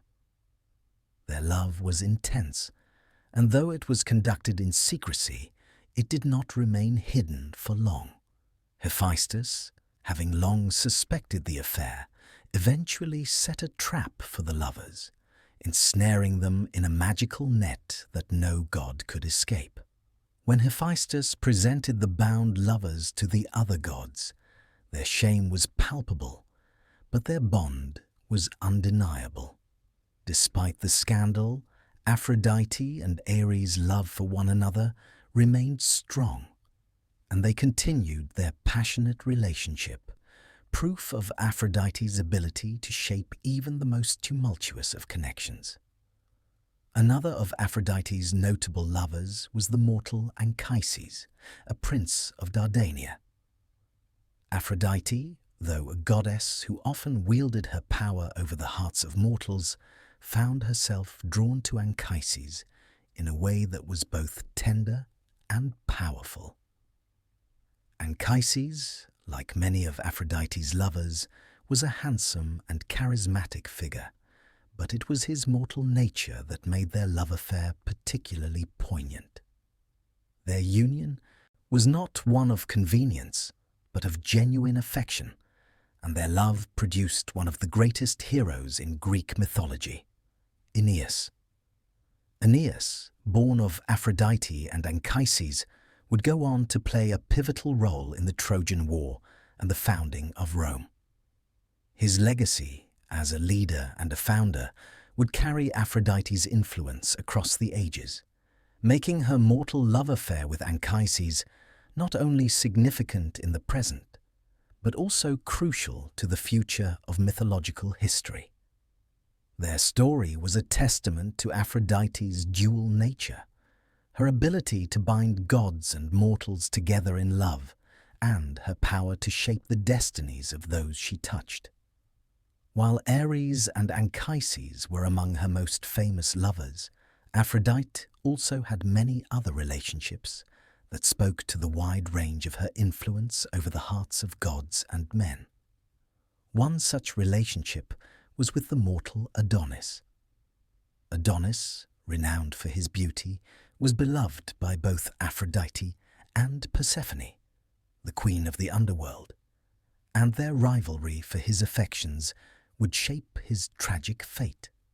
Adonis, a youth of such extraordinary charm and allure, became the object of both goddesses' affection, and their dispute over him would spark an ongoing battle for his love.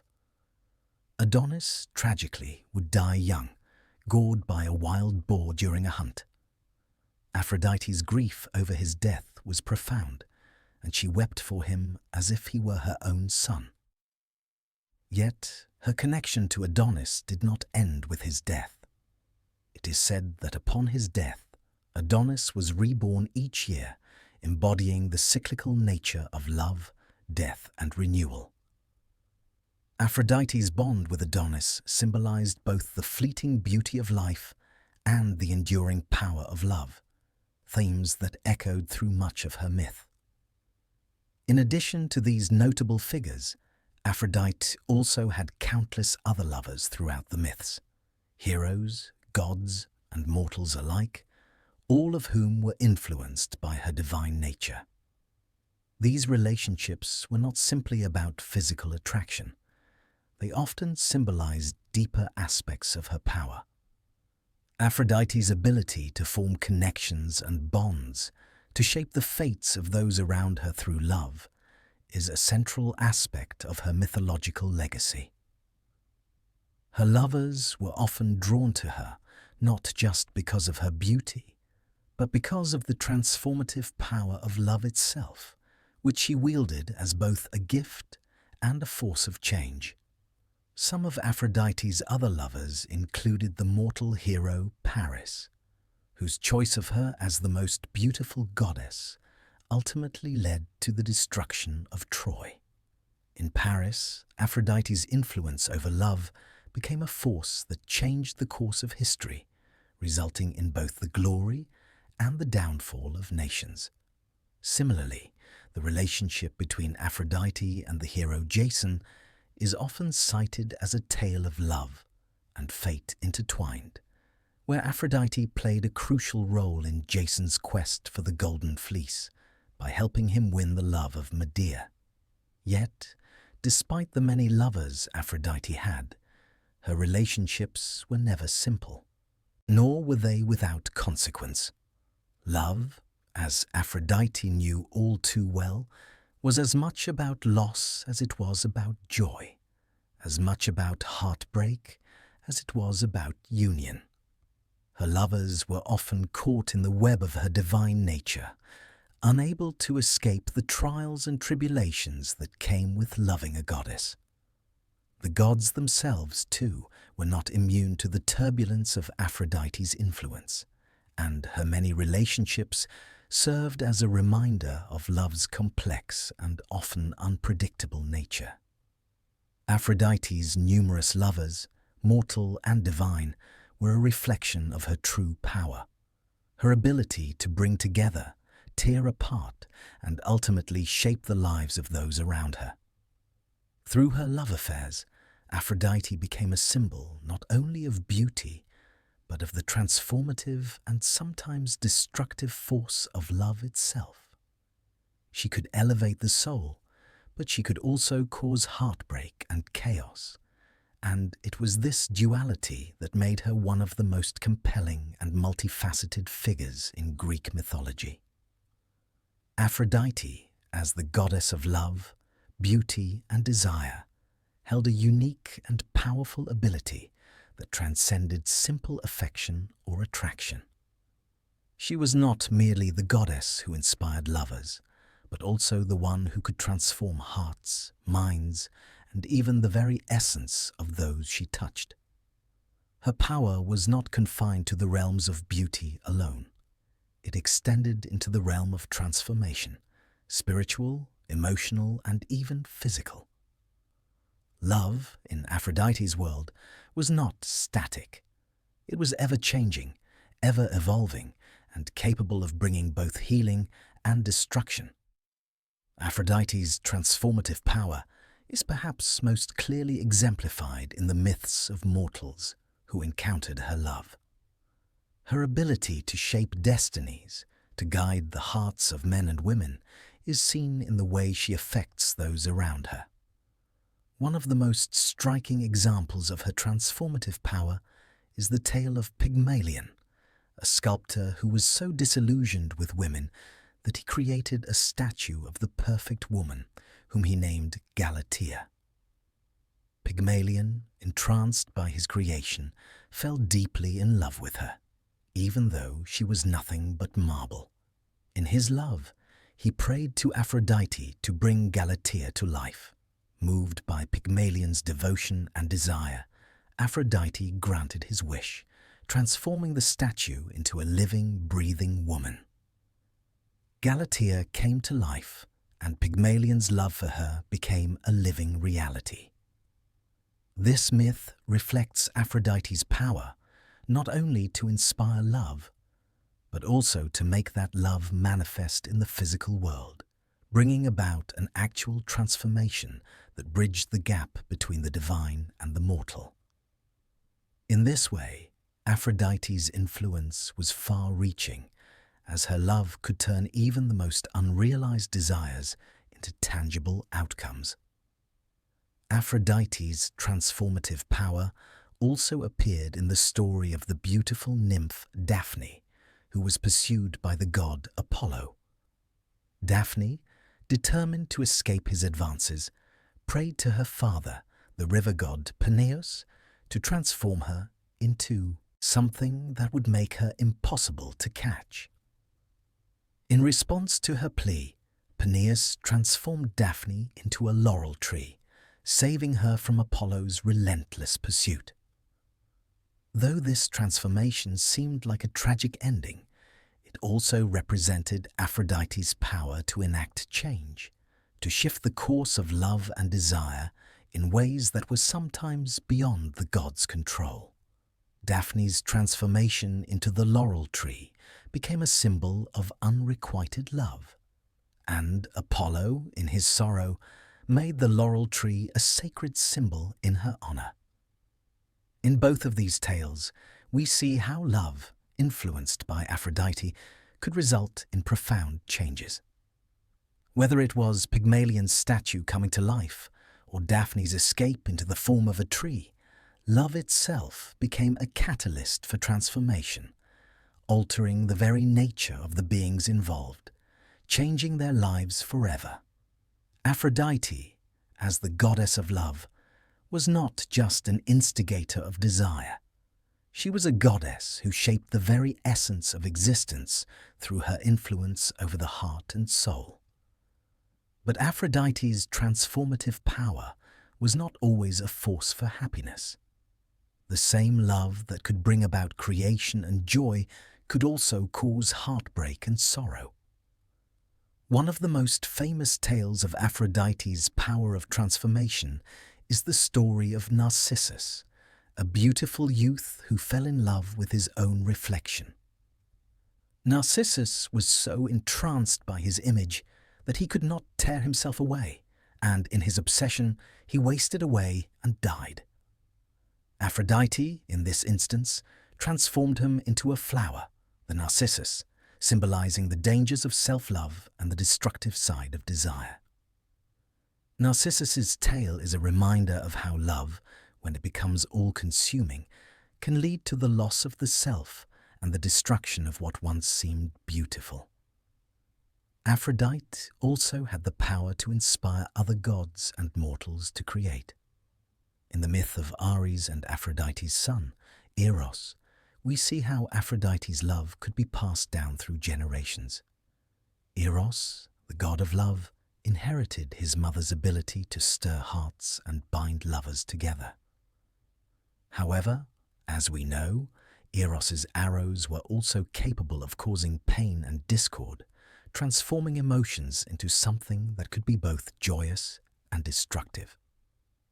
The power of transformation in Aphrodite's family line was a reminder that love, in its most potent form, could not be confined to one simple emotion. It was a force of change, both healing and harmful, but always transformative. Even in her relationships with the other gods, Aphrodite's power was transformative. Her beauty and allure was so strong that they could alter the course of divine affairs. In the case of Paris, for example, Aphrodite's promise of the love of Helen led to the Trojan War. What began as a simple beauty contest between the goddesses turned into a global conflict that shifted the fate of entire civilizations. Aphrodite's influence, as the goddess of love, was so far-reaching that it could alter the course of human history, bringing about wars, alliances, and even the fall of empires. Her ability to transform was not always literal. Aphrodite's gifts were often emotional and psychological, capable of stirring the deepest desires within gods and mortals. Her touch could awaken a heart that had been dormant, or break a heart that had been too full of love. In this way, Aphrodite was a goddess who embodied change, the change that love could bring to a person's heart, mind, and even the course of their life. Through Aphrodite, we come to understand that love is not a static force. It is a dynamic and ever-evolving power that has the ability to transform those who encounter it. Love, whether it comes in the form of passion, devotion, or even loss, is a force that shapes the world around it.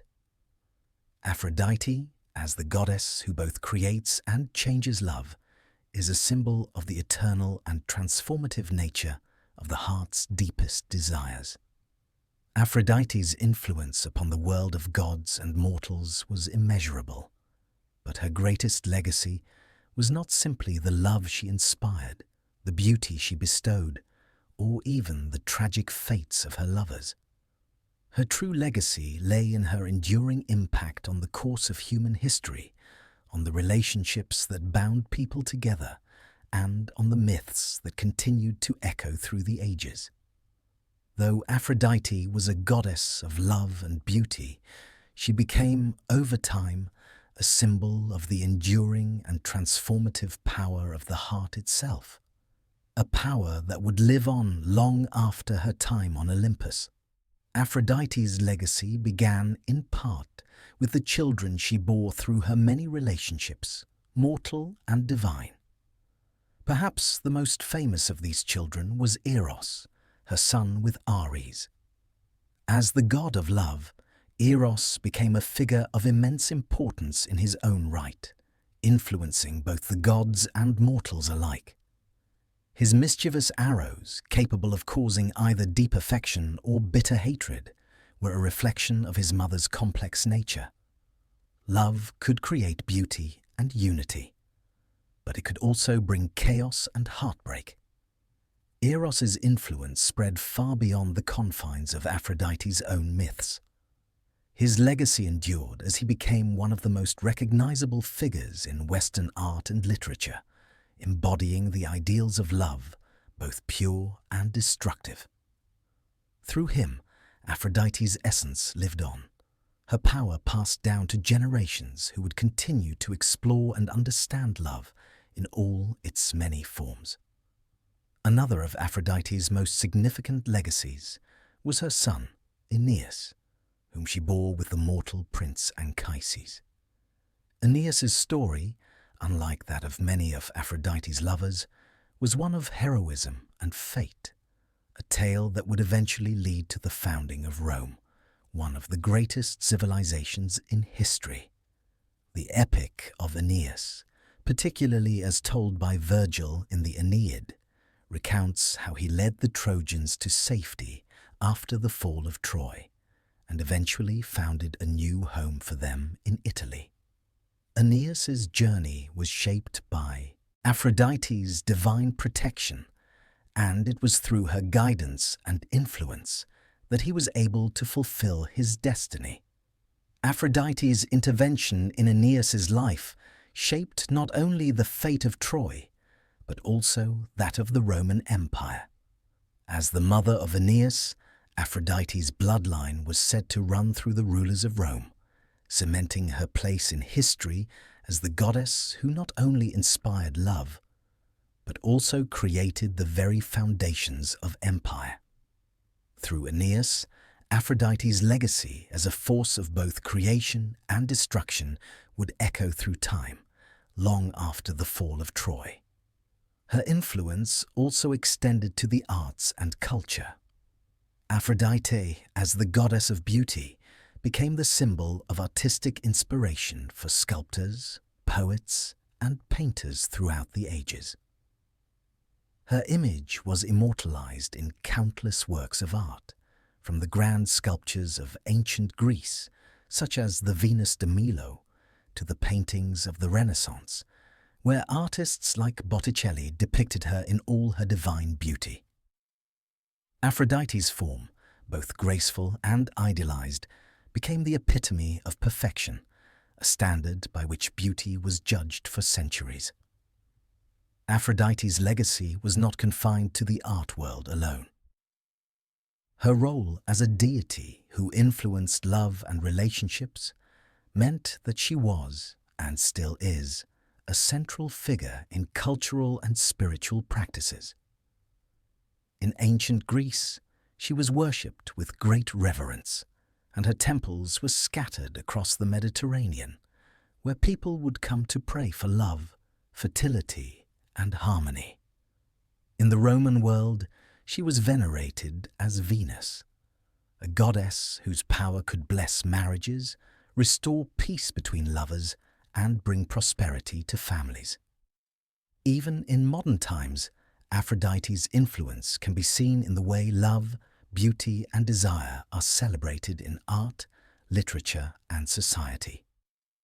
The stories of Aphrodite's lovers, her trials, and her triumphs have also left an indelible mark on literature and mythology. Her myths, rich in their exploration of the complexities of love, have inspired generations of writers, philosophers, and thinkers. Her stories of passion and betrayal, beauty and jealousy, creation and destruction continue to resonate with audiences around the world. Through her, we are reminded that love, in all its forms, is a powerful force that can shape lives, mold destinies, and change the course of history. Even in the modern world, Aphrodite's legacy persists.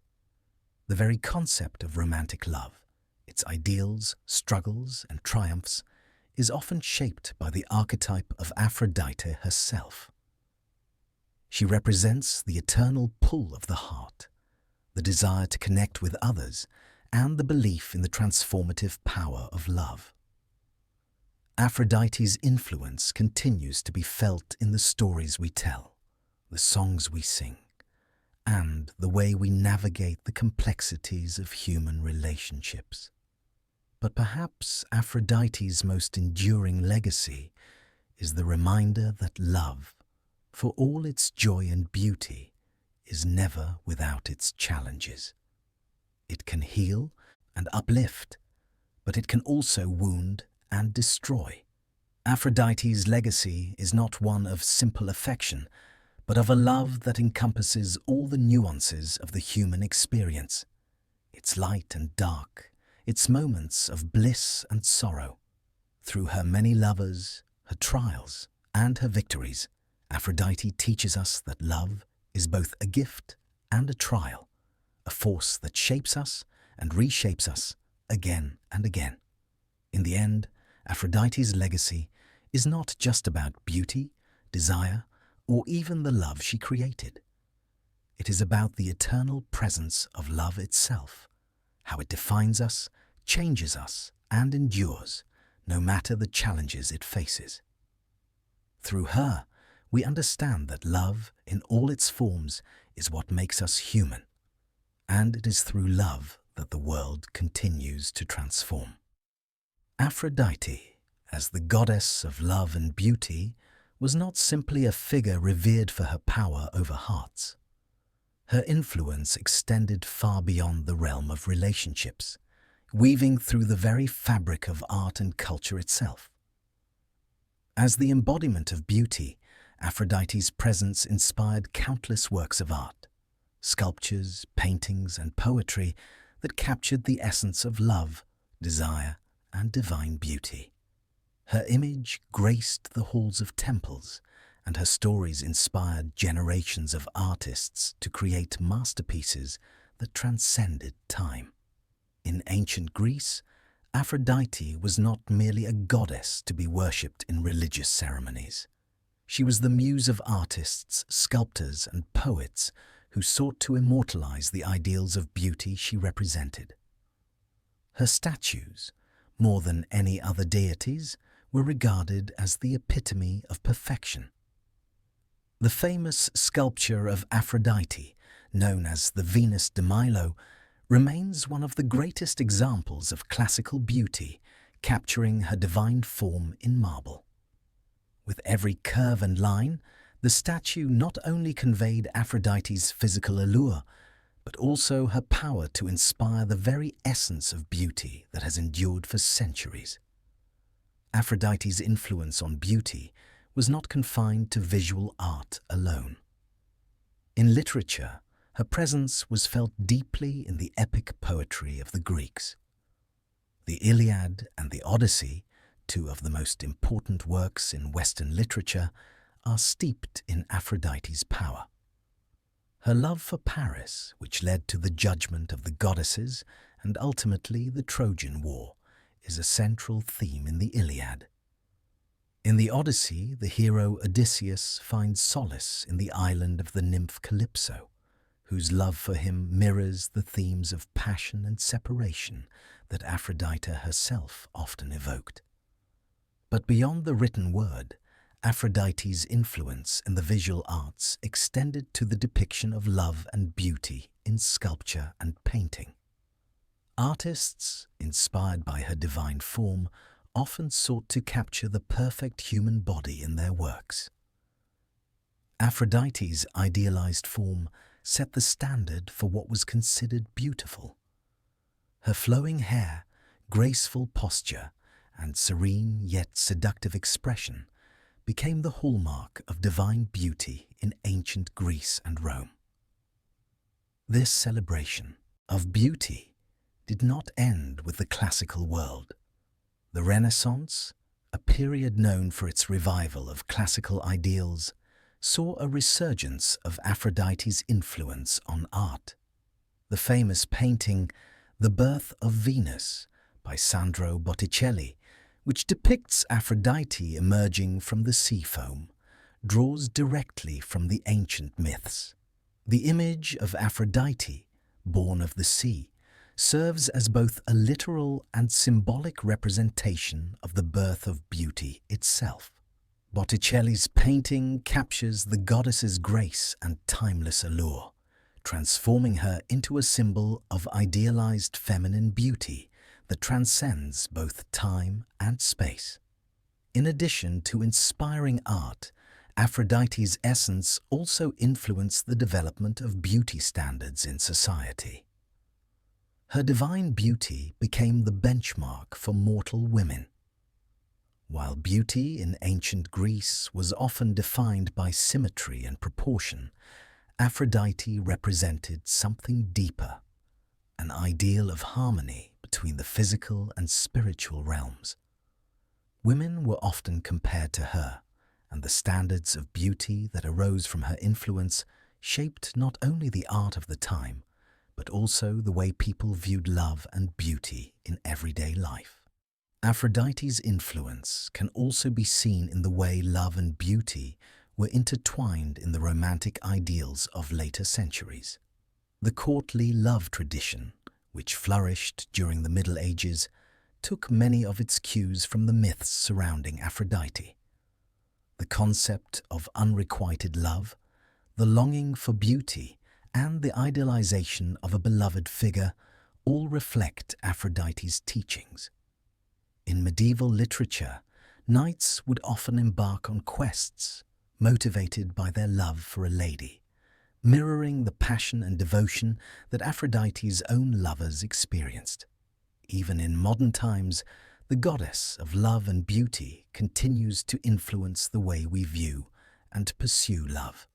Aphrodite's role in art, literature, and culture has persisted throughout the centuries, shaping how we perceive not only physical beauty, but also the complex emotional landscapes of love and desire. Her image, her ideals, and her power to inspire have persisted in art, advertising, and the way we talk about love in contemporary life. Today, Aphrodite continues to be revered as a symbol of beauty, grace, and love. Her influence on modern culture is evident in the way beauty standards are constructed and in how the media portrays relationships. She remains a muse for artists and creators, her essence still present in the work of those who seek to capture love in its purest form. Whether in the creation of a painting, the writing of a poem, or the crafting of a song, Aphrodite's legacy lives on as the eternal inspiration for the pursuit of beauty and love. Aphrodite's power extended far beyond the divine realms of Olympus. Her influence over the hearts of mortals was as profound as it was far-reaching.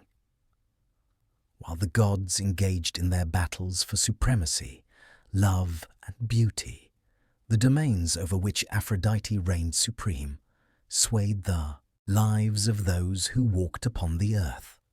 To understand Aphrodite's full impact, it is important to recognize the deep, transformative influence she had on human relationships, from the most fleeting of encounters to the most enduring of loves. In the mortal world, Aphrodite's role was often invoked in the pursuit of love, both romantic and platonic. Those who sought her favor would pray for her blessing, hoping to be touched by her divine hand and guided towards love that transcended the ordinary. The love she instilled in mortals was never simple. It carried with it the potential for both joy and sorrow, for love, as Aphrodite herself knew, was a force that could heal and harm in equal measure. Aphrodite's most famous influence on mortal lives was seen in her involvement with the great love stories of the ancient world. From the myth of Helen and Paris to the more tragic tale of Orpheus and Eurydice, Aphrodite's interventions were central to these tales of love, loss, and longing. But it was not just in the great epics of the past that Aphrodite's presence was felt. Even in the quiet moments of daily life, her influence could be seen in the hearts of lovers who sought to connect with one another, to bridge the gap between the human and the divine. One such tale of mortal love shaped by Aphrodite is that of Leander and Hero. Leander, a young man from Abydos, was deeply in love with Hero, a priestess of Aphrodite in Sestos. Despite the distance that separated them, Leander had to swim across the Hellespont to reach her. Their love was a powerful force that transcended the boundaries of time and space. Every night, Leander would swim the treacherous waters to be with Hero, guided by the light of a lantern she lit for him.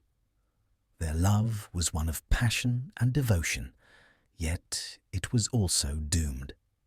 During one stormy night, Leander was swept away by the waves, and upon finding his lifeless body, Hero, in her grief, threw herself into the sea, joining him in death. Though their love was tragic, it was also a reflection of Aphrodite's power to inspire profound devotion between mortals. In their story, love was both the catalyst for their union and the force that led to their untimely deaths. Aphrodite, as the goddess who governs love, is the one who weaves the threads that bind the hearts of mortals, and it is her influence that makes love both a joyous gift and a bittersweet burden. Aphrodite's role in mortal love was not limited to romantic relationships. In many myths, she also played a part in shaping friendships and familial bonds. One of the most striking examples of this is the bond between Aphrodite and her son Eros, the god of love. Though Eros was the son of Aphrodite and Ares, he inherited his mother's power to affect the hearts of mortals and gods alike. In many ways, Eros was an extension of his mother's divine influence. He carried her power of love and used it to guide and sometimes manipulate the hearts of those he encountered. Yet even with her immense power, Aphrodite was not immune to the complexities and heartbreaks of love. The gods themselves, despite their immortality, often found themselves entangled in the webs of love, as vulnerable to its whims as any mortal. The story of Aphrodite's own love affair with Adonis, though filled with beauty and devotion, also underscored the tragic nature of love. Adonis's untimely death, killed by a wild boar during a hunting trip, left Aphrodite devastated. She mourned his loss deeply, her grief echoing the pain that many mortals feel when their loved ones are taken from them too soon. Aphrodite's involvement in mortal lives was not just about the joyous moments of love, but also the challenges and losses that came with it. Her presence reminded mortals that love was not always easy. It required sacrifice, patience, and resilience. The stories of lovers who struggled to be together, who overcame obstacles, or who lost each other in the end, were all shaped by Aphrodite's influence. She was both a giver of love and a harbinger of its challenges. In the world of mortal love, Aphrodite also embodied the complexities of beauty. In her myths, beauty was never simple. It was often a source of both admiration and jealousy. Helen of Troy, one of Aphrodite's most famous mortal figures, was both a symbol of idealized beauty and a source of conflict. Her beauty, which Aphrodite herself granted, led to the downfall of Troy and countless deaths. Yet, it was not just her physical appearance that caused such strife. Helen's beauty became a reflection of the desire and longing that Aphrodite inspired, but also of the destruction that could come when love and beauty became possessions, objects to be fought over rather than experiences to be cherished. Thus, Aphrodite's influence on mortal lives was not simply one of beauty and affection. It was a reminder of love's power to shape the world, for better or worse. Love, in its many forms, was a force that could uplift and destroy, and those who experienced its touch were forever changed.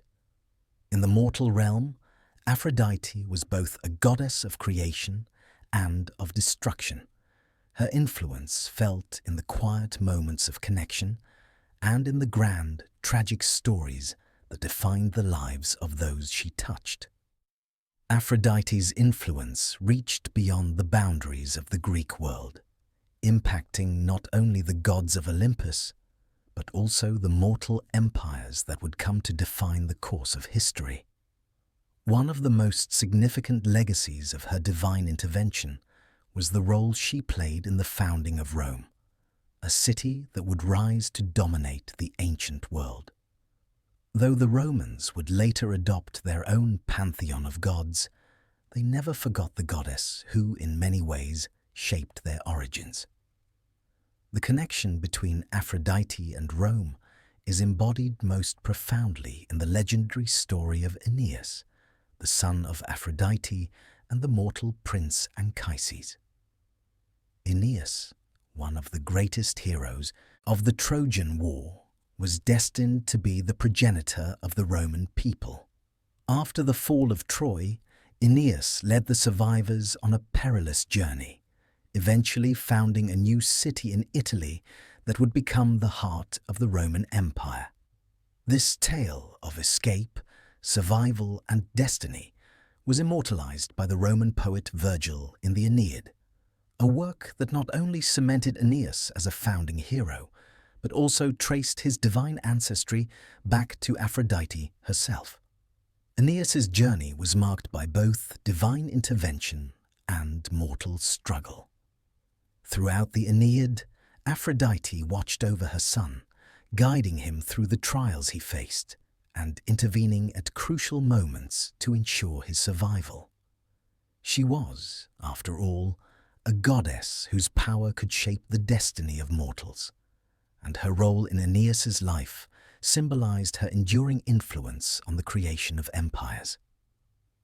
Through Aeneas, Aphrodite's love, both for her son and for the future of Rome, would leave an indelible mark on history.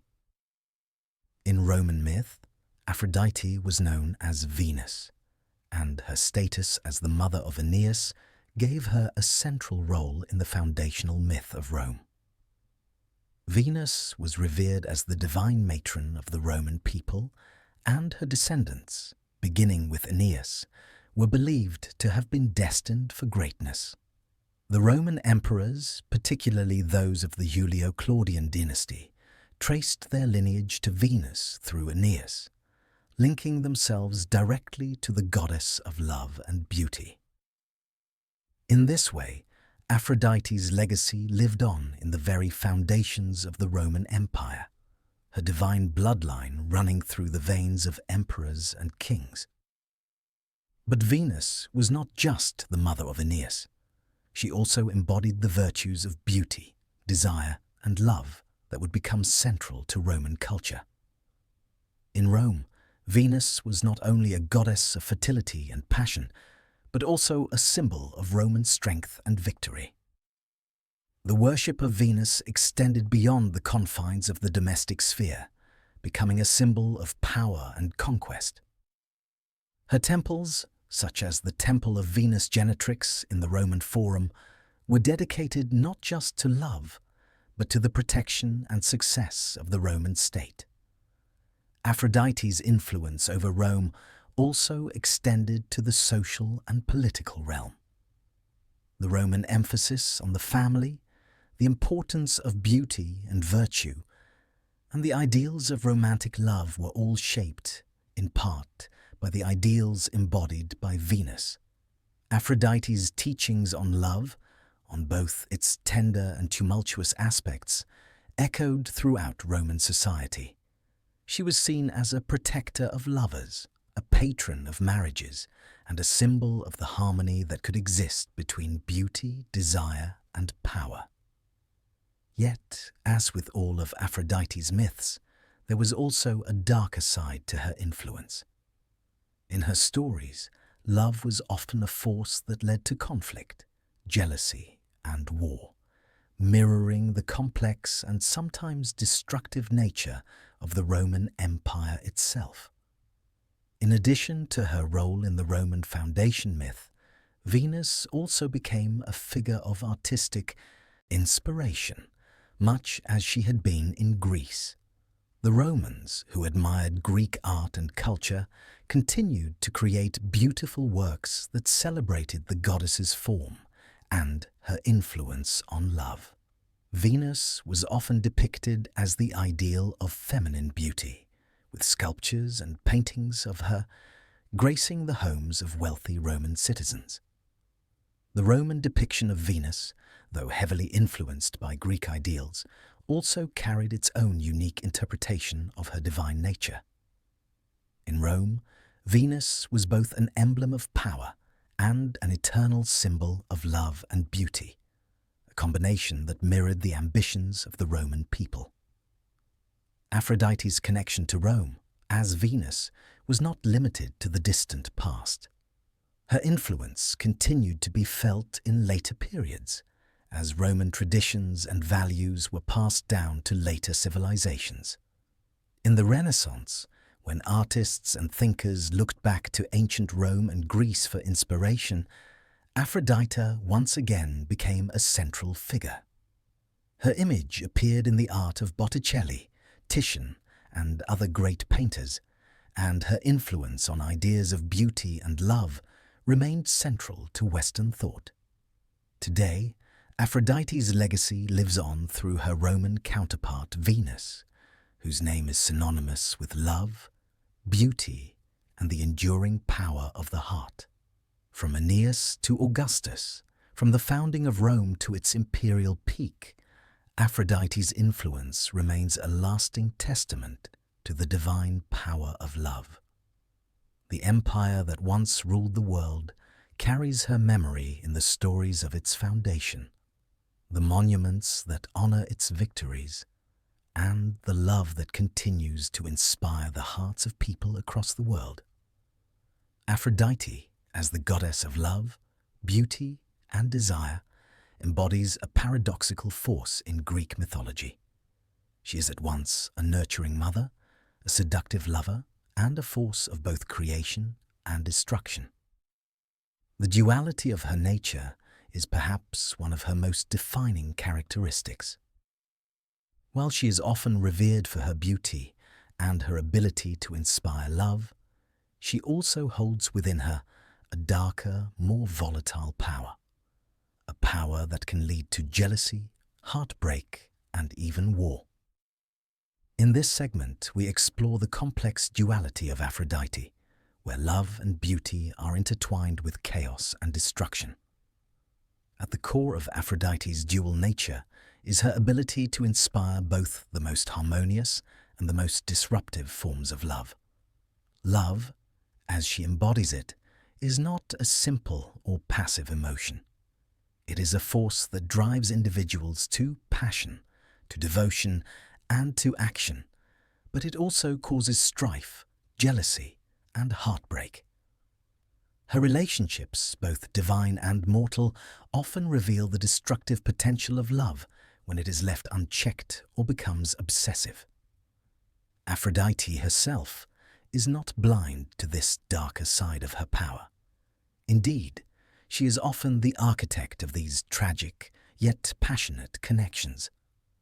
One of the most profound expressions of Aphrodite's duality can be seen in the myth of Paris and Helen. Aphrodite, in her role as the goddess of love, bestowed upon Paris the love of the most beautiful woman in the world, Helen. But this gift, intended to be an expression of Aphrodite's love, was the catalyst for the Trojan War, one of the most devastating conflicts in Greek mythology. Paris, driven by his desire for Helen, was manipulated by Aphrodite to choose her as the fairest of the goddesses, setting off a chain of events that led to the fall of Troy. The love that Aphrodite gave him led to both beauty and destruction, reflecting the dual nature of her influence. Similarly, in the myth of Adonis, Aphrodite's love for the beautiful youth was pure and tender, yet it was also tragic. Adonis, beloved by both Aphrodite and Persephone, was fated to die young, gored by a wild boar while hunting. Aphrodite's grief over his death was profound, and she could not prevent the tragic end of the young man she adored. Yet even in death, Adonis's beauty persisted. Aphrodite transformed his memory into a symbol of rebirth, as his death was followed by his annual return from the underworld, symbolizing the cyclical nature of love, life, and death. Aphrodite's love for Adonis was both nurturing and devastating, embodying the paradox of beauty and loss. In contrast to the stories of love that bring suffering, Aphrodite also plays a more benevolent role in the lives of those who seek love in its most harmonious form. Her influence on the hearts of lovers and her ability to create bonds between them is one of the most celebrated aspects of her power. The myths of Aphrodite's children, such as Eros and Aeneas, are examples of the positive, nurturing side of her love. Eros, as the god of love, carries on his mother's legacy, using his arrows to create connections between people, both divine and mortal. Aeneas, the hero who would eventually found Rome, is another testament to Aphrodite's influence on the creation of life and civilization. Aphrodite's power to unite lovers is also reflected in the myth of Pygmalion, a sculptor who fell in love with his own creation. A statue of a woman, so lifelike in its beauty that he could not help but fall in love with it. Pygmalion's devotion to his creation led him to pray to Aphrodite to bring the statue to life. And, moved by his love, Aphrodite granted his wish. The statue, named Galatea, came to life, and Pygmalion and she were united in love. This myth, though more fantastical in nature, reflects the pure and transformative side of Aphrodite's influence, love that transcends the ordinary and brings life to the inanimate. Aphrodite's ability to inspire both love and destruction shows the full scope of her power. She is not simply a goddess who creates harmony, but one who understands the tumultuous nature of human desire. Her love does not come without consequences. The gods, in particular, are not immune to the turmoil that love can bring. Aphrodite's own relationships, particularly with Ares, reveal the complexity of her emotions. Though their love is passionate, it is also fraught with tension and jealousy, especially given Aphrodite's marriage to Hephaestus, who, though devoted, was often neglected in favor of Ares. Aphrodite's role in the Trojan War also reflects the duality of her power. While she granted Paris the love of Helen, that very love became the cause of immense destruction and death.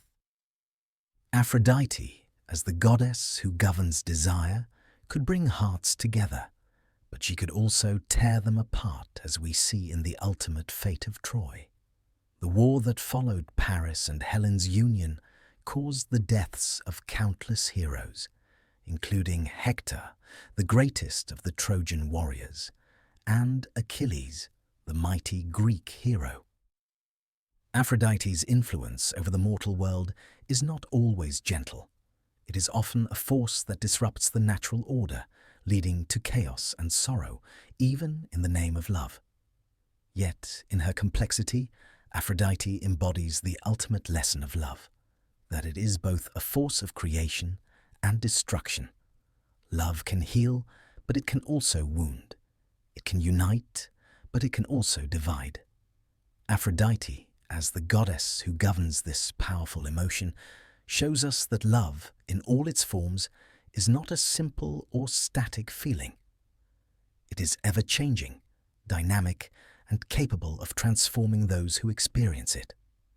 Love, like Aphrodite herself, is a force of duality, one that both nourishes and challenges, creating beauty while bringing pain. Aphrodite's birth is one of the most iconic stories in Greek mythology, marking the origin of love itself. She is said to have emerged from the sea foam, a vision of beauty that was destined to captivate the hearts of both gods and mortals.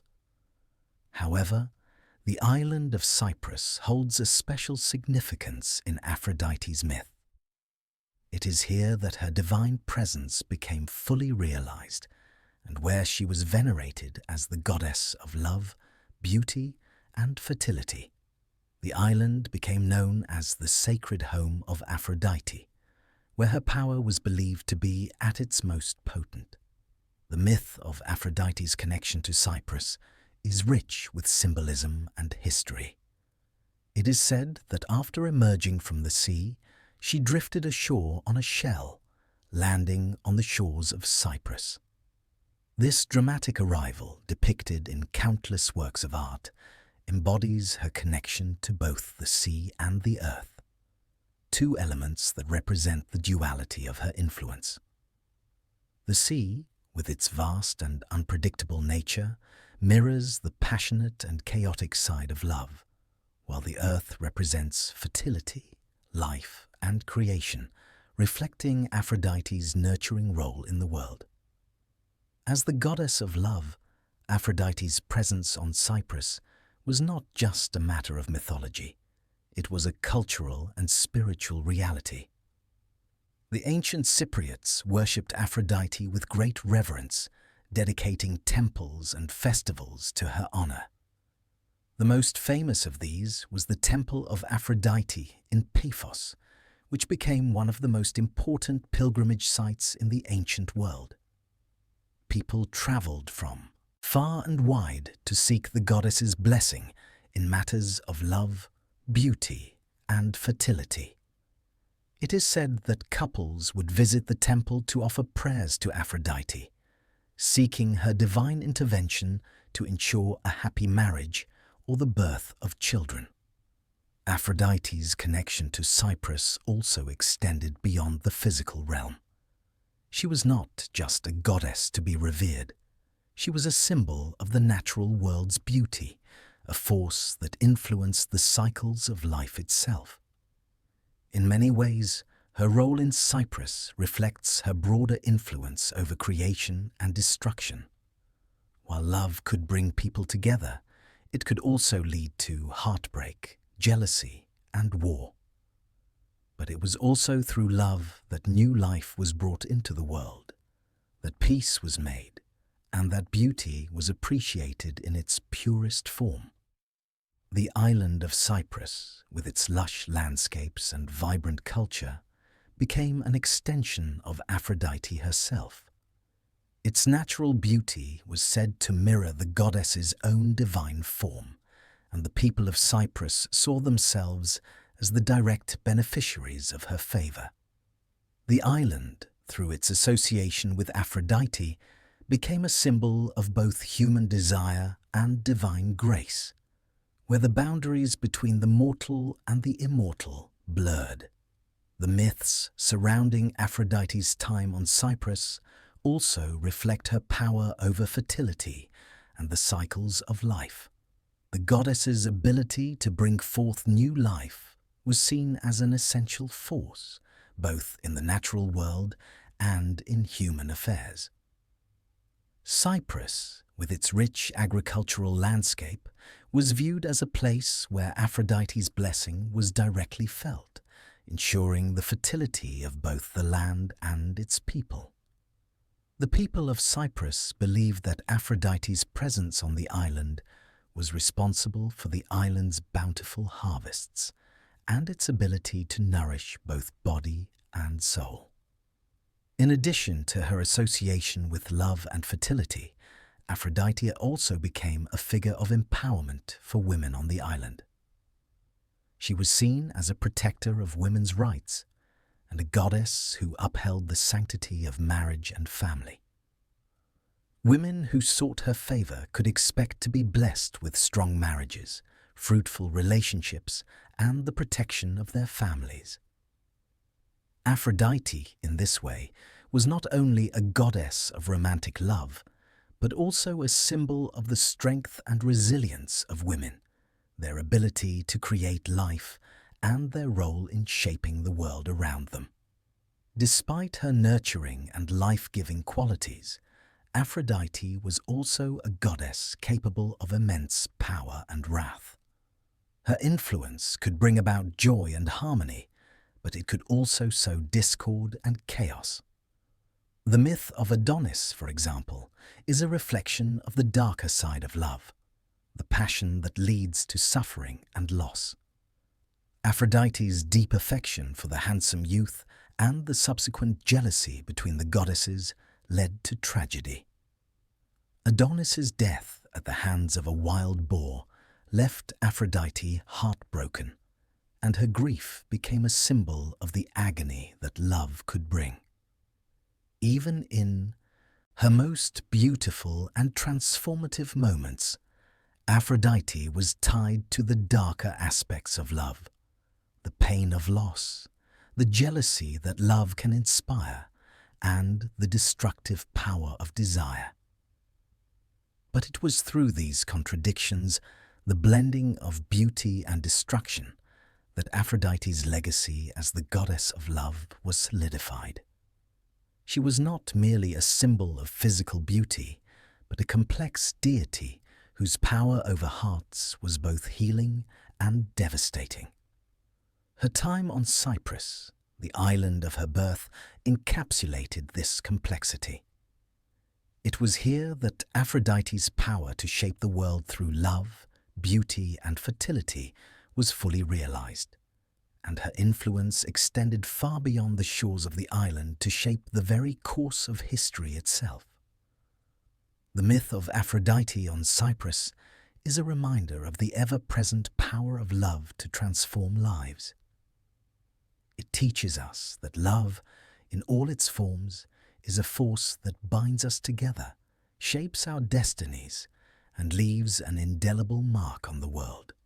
Just as Aphrodite's presence on Cyprus brought beauty and life, so too does love shape the world around us, nourishing us, challenging us, and reminding us of the complexities of the heart. Aphrodite, as the goddess of love, beauty, and desire, was deeply involved in many of the most profound and passionate love stories of Greek mythology. One of the most tragic and poignant of these tales is the story of Orpheus and Eurydice, a story that exemplifies both the transformative and destructive aspects of love that Aphrodite herself represents. The myth of Orpheus is a tale of love that transcends death, yet it is also a story of the sorrow that often accompanies love's power. Orpheus was the son of Apollo, the god of music and poetry, and Calliope, the muse of epic poetry. From a young age, Orpheus was gifted with a musical talent so extraordinary that it enchanted both gods and mortals alike. His lyre, said to be created by Apollo himself, had the power to charm all living things. The winds, the trees, and even the rocks would move to the sound of Orpheus's music. His songs were so beautiful that they could melt the hardest of hearts, and they could bring tears to the eyes of the gods. Orpheus's music was the very embodiment of harmony and love, two qualities that Aphrodite herself nurtured. It was through his music that Orpheus won the love of Eurydice, a beautiful nymph who was as enchanted by his melodies as all others. The two fell deeply in love, and for a time their love seemed to embody the ideal that Aphrodite championed, a perfect union of souls, brought together through beauty, desire, and harmony. However, as in many myths, happiness was fleeting, and tragedy struck when Eurydice was bitten by a venomous snake and died. Orpheus, stricken with grief at the loss of his beloved, was determined to reunite with her, no matter the cost. Unable to bear the thought of living without Eurydice, Orpheus descended into the underworld, the realm of the dead, where he pleaded with Hades and Persephone, the rulers of the underworld, for her release. His music, imbued with the power of Aphrodite's love and beauty, moved even the hearts of the gods of the dead. Hades and Persephone were so moved by Orpheus's sorrow and his devotion to Eurydice that they agreed to grant his request, on one condition. Orpheus must lead Eurydice out of the underworld without looking back at her until they had both reached the surface. This condition, though simple in appearance, proved to be Orpheus's undoing. As they made their way out of the underworld, Orpheus, driven by a mix of longing and doubt, could not resist the temptation to look back at Eurydice. The moment his eyes met hers, she was pulled back into the darkness, lost to him forever. Orpheus, devastated by his failure, wandered the earth in mourning, his music now filled with a deep sorrow that echoed the tragic nature of love itself. Aphrodite's role in this myth is clear. Though her gifts of love and beauty brought Orpheus and Eurydice together, it was love's impermanence, its fleeting nature, that defined the tragic end of their union. Aphrodite's connection to the myth of Orpheus is significant because it highlights the transient nature of love, a theme that runs through many of her stories. Love, as powerful and all-encompassing as it is often fragile, easily lost, and sometimes irrevocably broken. The myth of Orpheus and Eurydice reflects this reality, The love they shared was pure, transcendent, and eternal in its beauty. Yet it was ultimately doomed by a single moment of doubt. Aphrodite, who was the goddess of love, was not immune to the harsh realities of love's impermanence. The tragedy of Orpheus and Eurydice underscores the profound sense of loss that can accompany love, as well as the bitter truth that love, no matter how pure or passionate, can be fleeting. The myth of Orpheus also reflects the dual nature of Aphrodite's power. While she is capable of inspiring love, beauty, and harmony, she is also associated with the struggles that come with these forces. Orpheus, like so many who fall in love, was caught between the joys of love and the pain of loss. His music, which was capable of healing and uniting, also became a symbol of the despair that love can bring. The transformation of Orpheus's music from joyful melodies to sorrowful laments mirrors the way that love, which can bring the greatest happiness, can also bring the deepest sadness. In some versions of the myth, after the death of Eurydice, Orpheus swore off the love of women entirely, choosing instead to devote himself to the worship of Apollo. This rejection of love, however, was not an escape from his grief, but a reflection of his inability to reconcile the beauty of love with the sorrow of its loss. Orpheus's rejection of Aphrodite's gifts was ultimately a form of self-punishment, a way for him to deal with the unbearable weight of his own love's tragedy. Even in his mourning, Aphrodite's influence remained, for love, no matter how painful, could not be denied. Orpheus's story, though tragic, also serves as a reminder of the transformative power of love. His love for Eurydice led him to the depths of the underworld, and his music, created through love and sorrow, had the power to change the hearts of gods and mortals alike. Aphrodite, as the goddess who governs love, was at the heart of Orpheus's journey.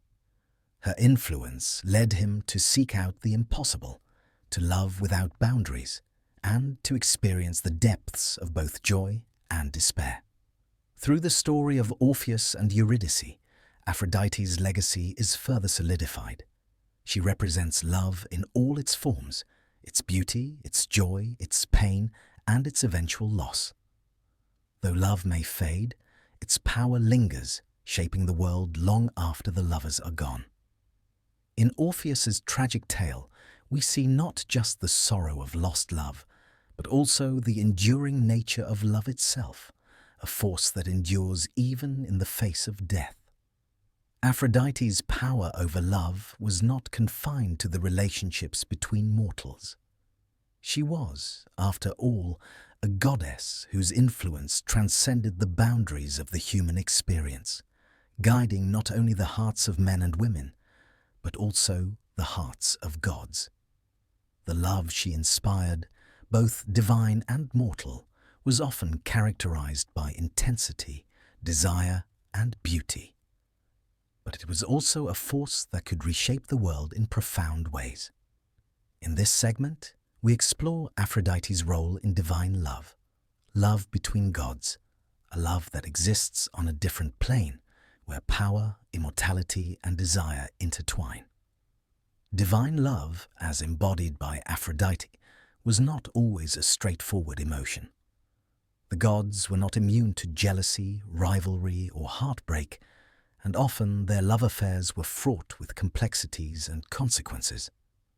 Unlike mortal love, divine love was not bound by the limitations of time, nor was it always motivated by pure affection. In the realm of the gods, love was as much a force of power and influence as it was a connection between hearts. Aphrodite's role in these divine relationships was essential. She was the goddess who could spark love, but she could also manipulate its outcomes, guiding the hearts of gods toward their fates.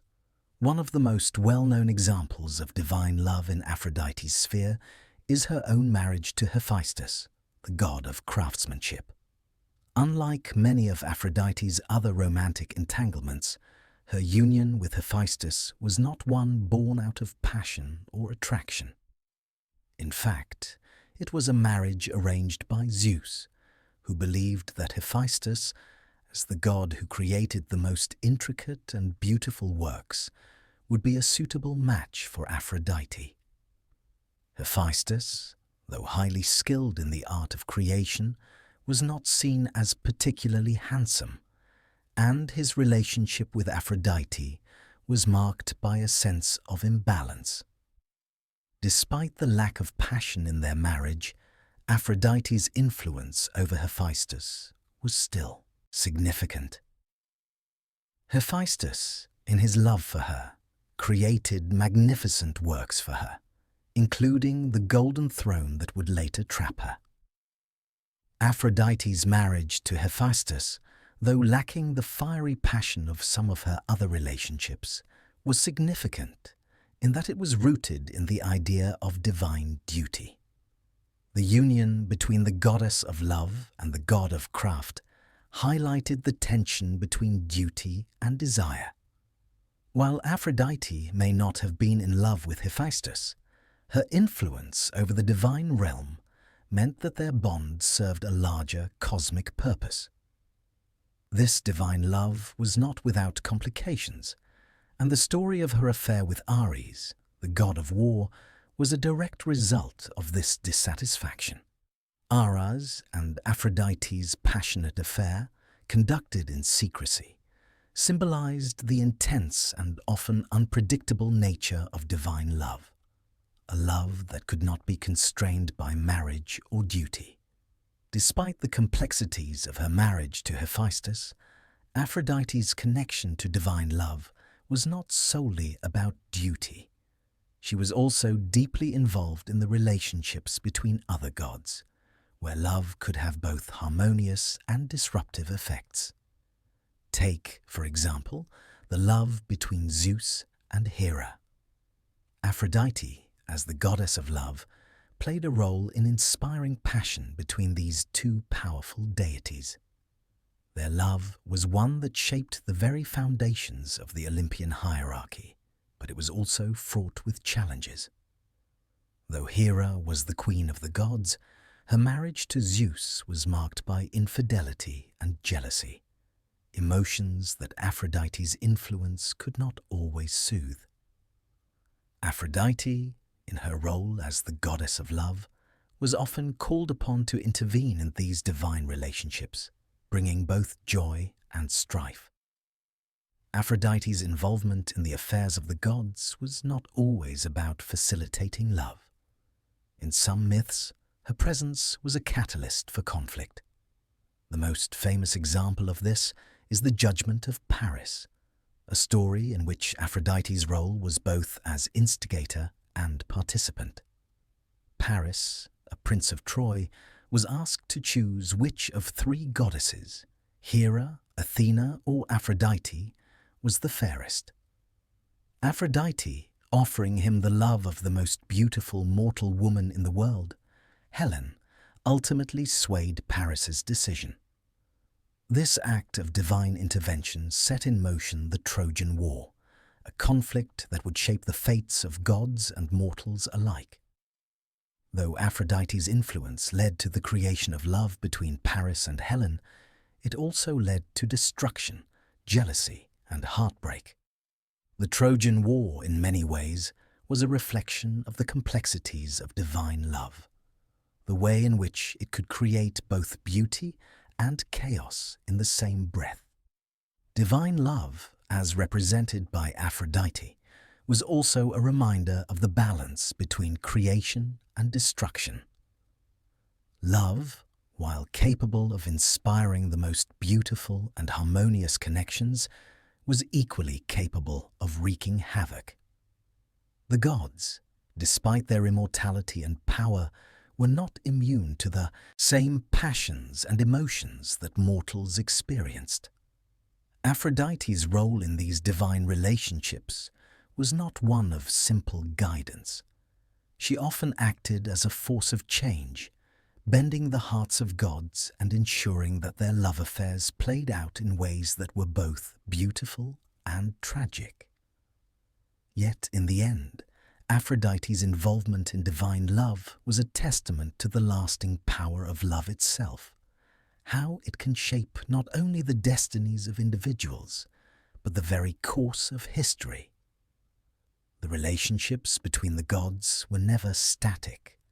They were in constant flux, moving between desire, jealousy, passion, and despair. Aphrodite's role was not just to inspire these relationships, but to guide them through the complexities and challenges that love inevitably brings. As the goddess of love, Aphrodite was a reminder that love is not always perfect or simple. It is a force that drives both the gods and mortals to act in ways that are sometimes beyond their control.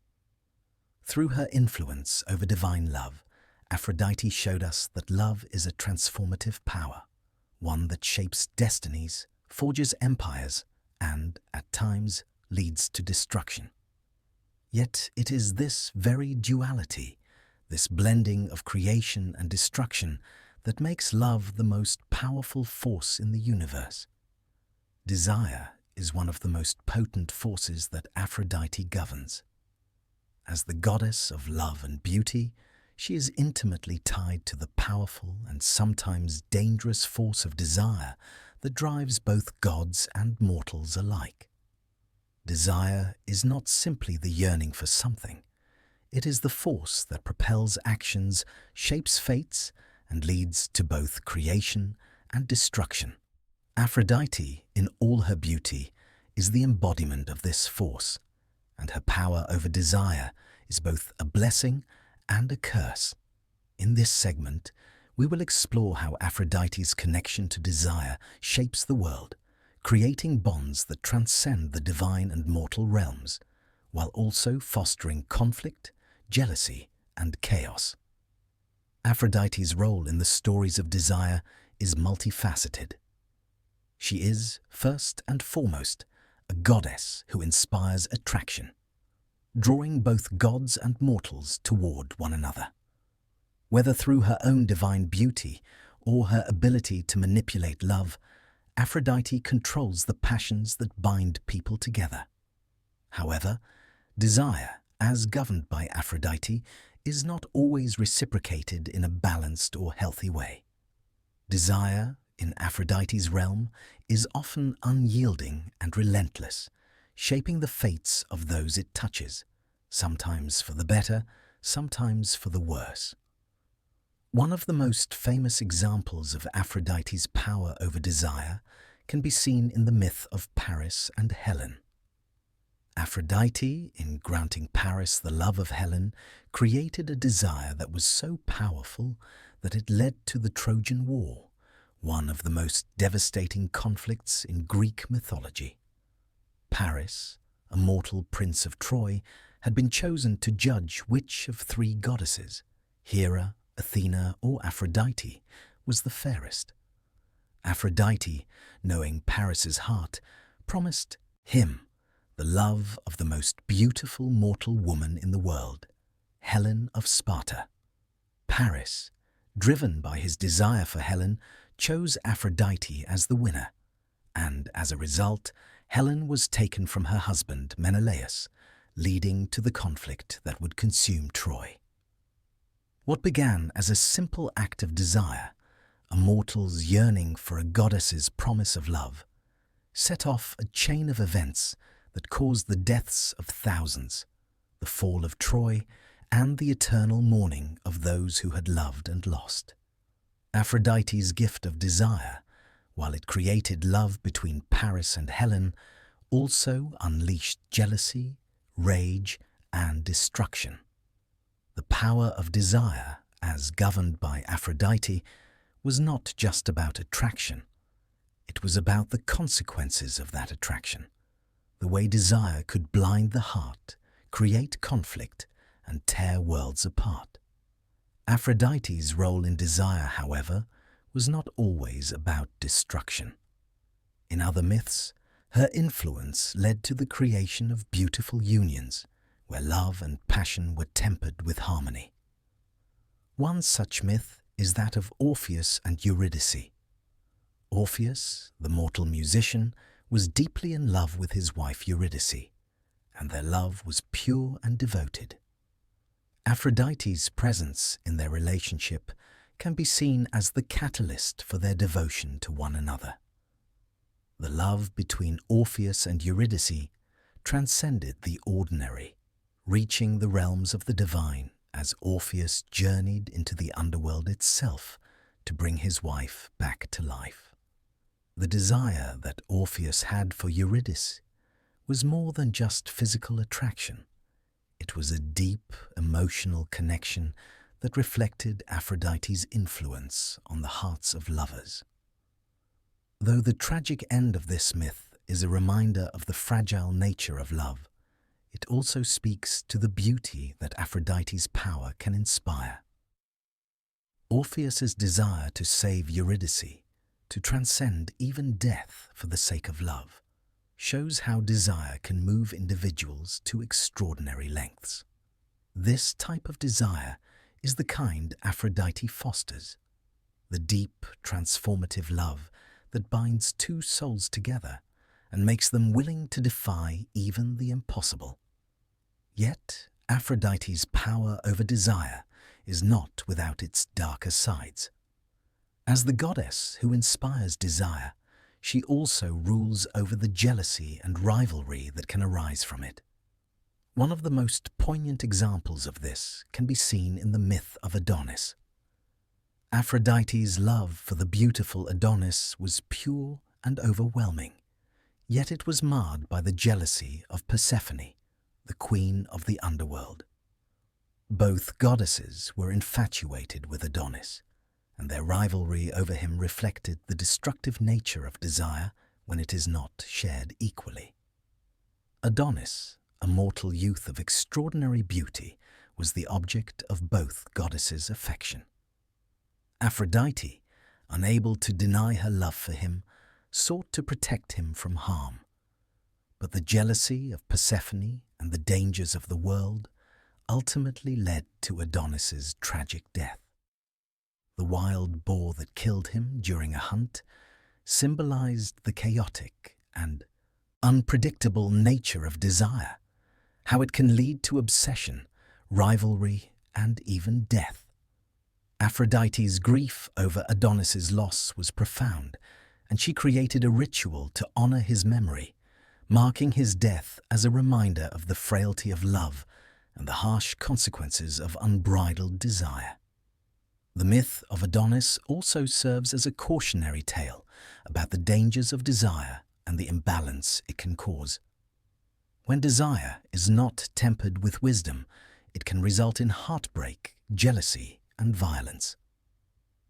Aphrodite's power over desire, while capable of creating beauty and love, is also a reminder that desire, when unchecked, can have destructive consequences. The very nature of love, the intense longing, the overwhelming passion, can lead to turmoil if not properly balanced. Aphrodite's connection to desire is not limited to romantic love. Her influence also extends to the other forms of longing that drive individuals: longing for beauty, for success, for connection, and for purpose.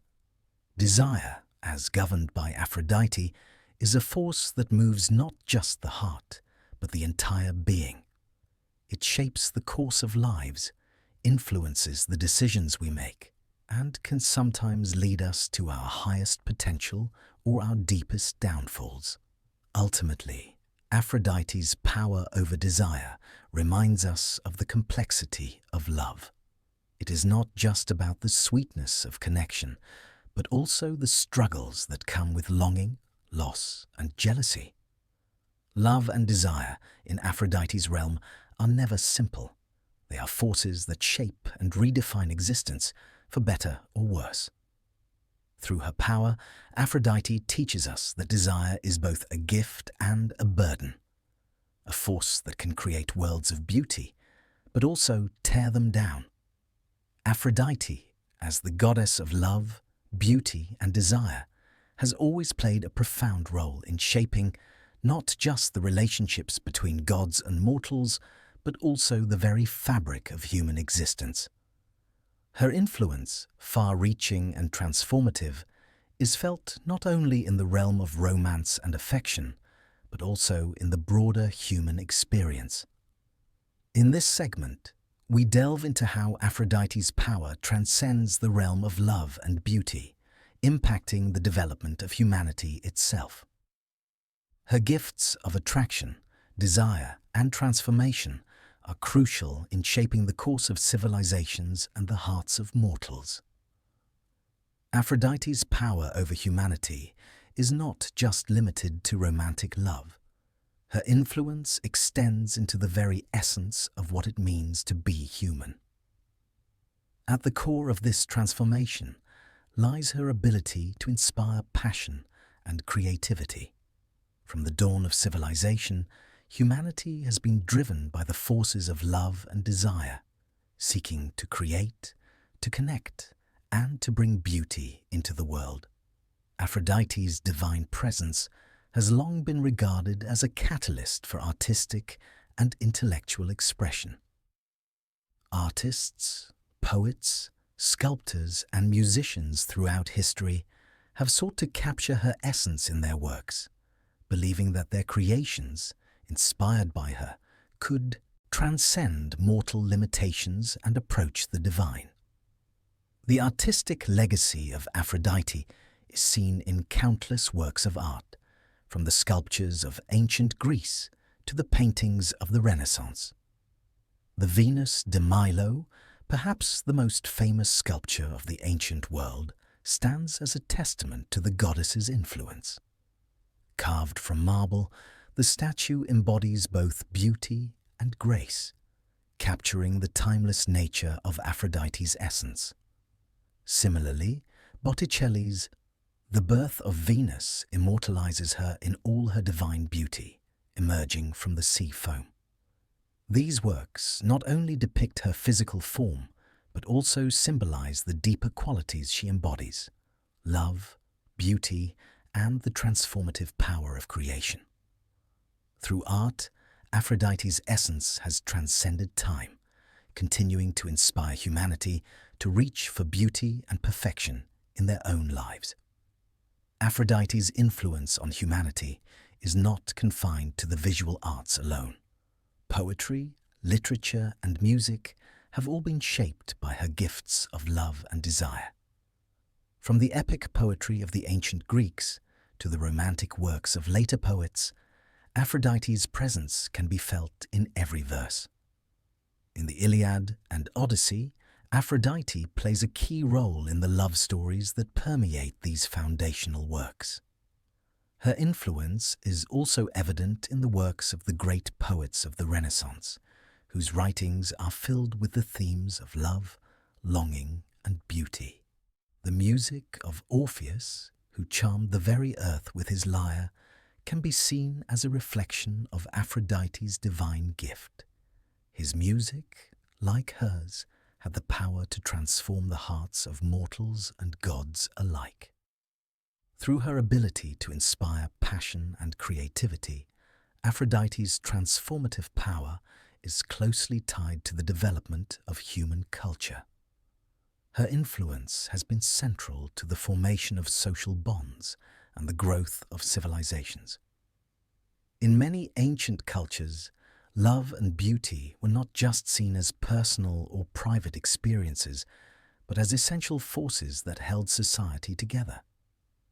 In ancient Greece, for example, Aphrodite was worshipped not only as a goddess of romantic love, but also as a goddess of fertility and prosperity.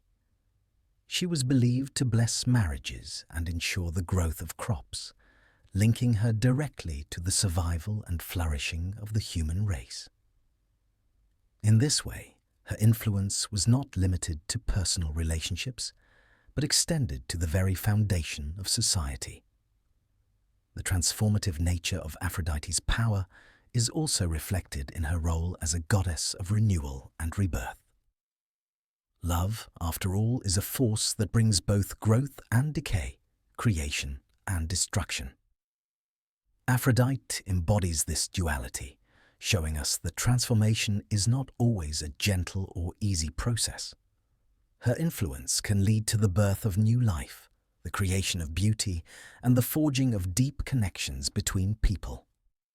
Yet, her power can also lead to heartbreak, jealousy, and loss. In the myth of Adonis, for instance, we see how love can lead to destruction. Adonis, beloved by both Aphrodite and Persephone, is killed by a wild boar, and Aphrodite's grief is a reflection of the pain that love often brings. The story of Adonis highlights the impermanence of life and the fragility of love, how beauty and desire, while powerful, can also lead to sorrow. However, even in the face of loss, Aphrodite's transformative power is evident. After the death of Adonis, Aphrodite created a ritual to honor his memory, and through her tears, the anemone flower was born. In this way, even in the midst of grief, love and beauty continue to thrive.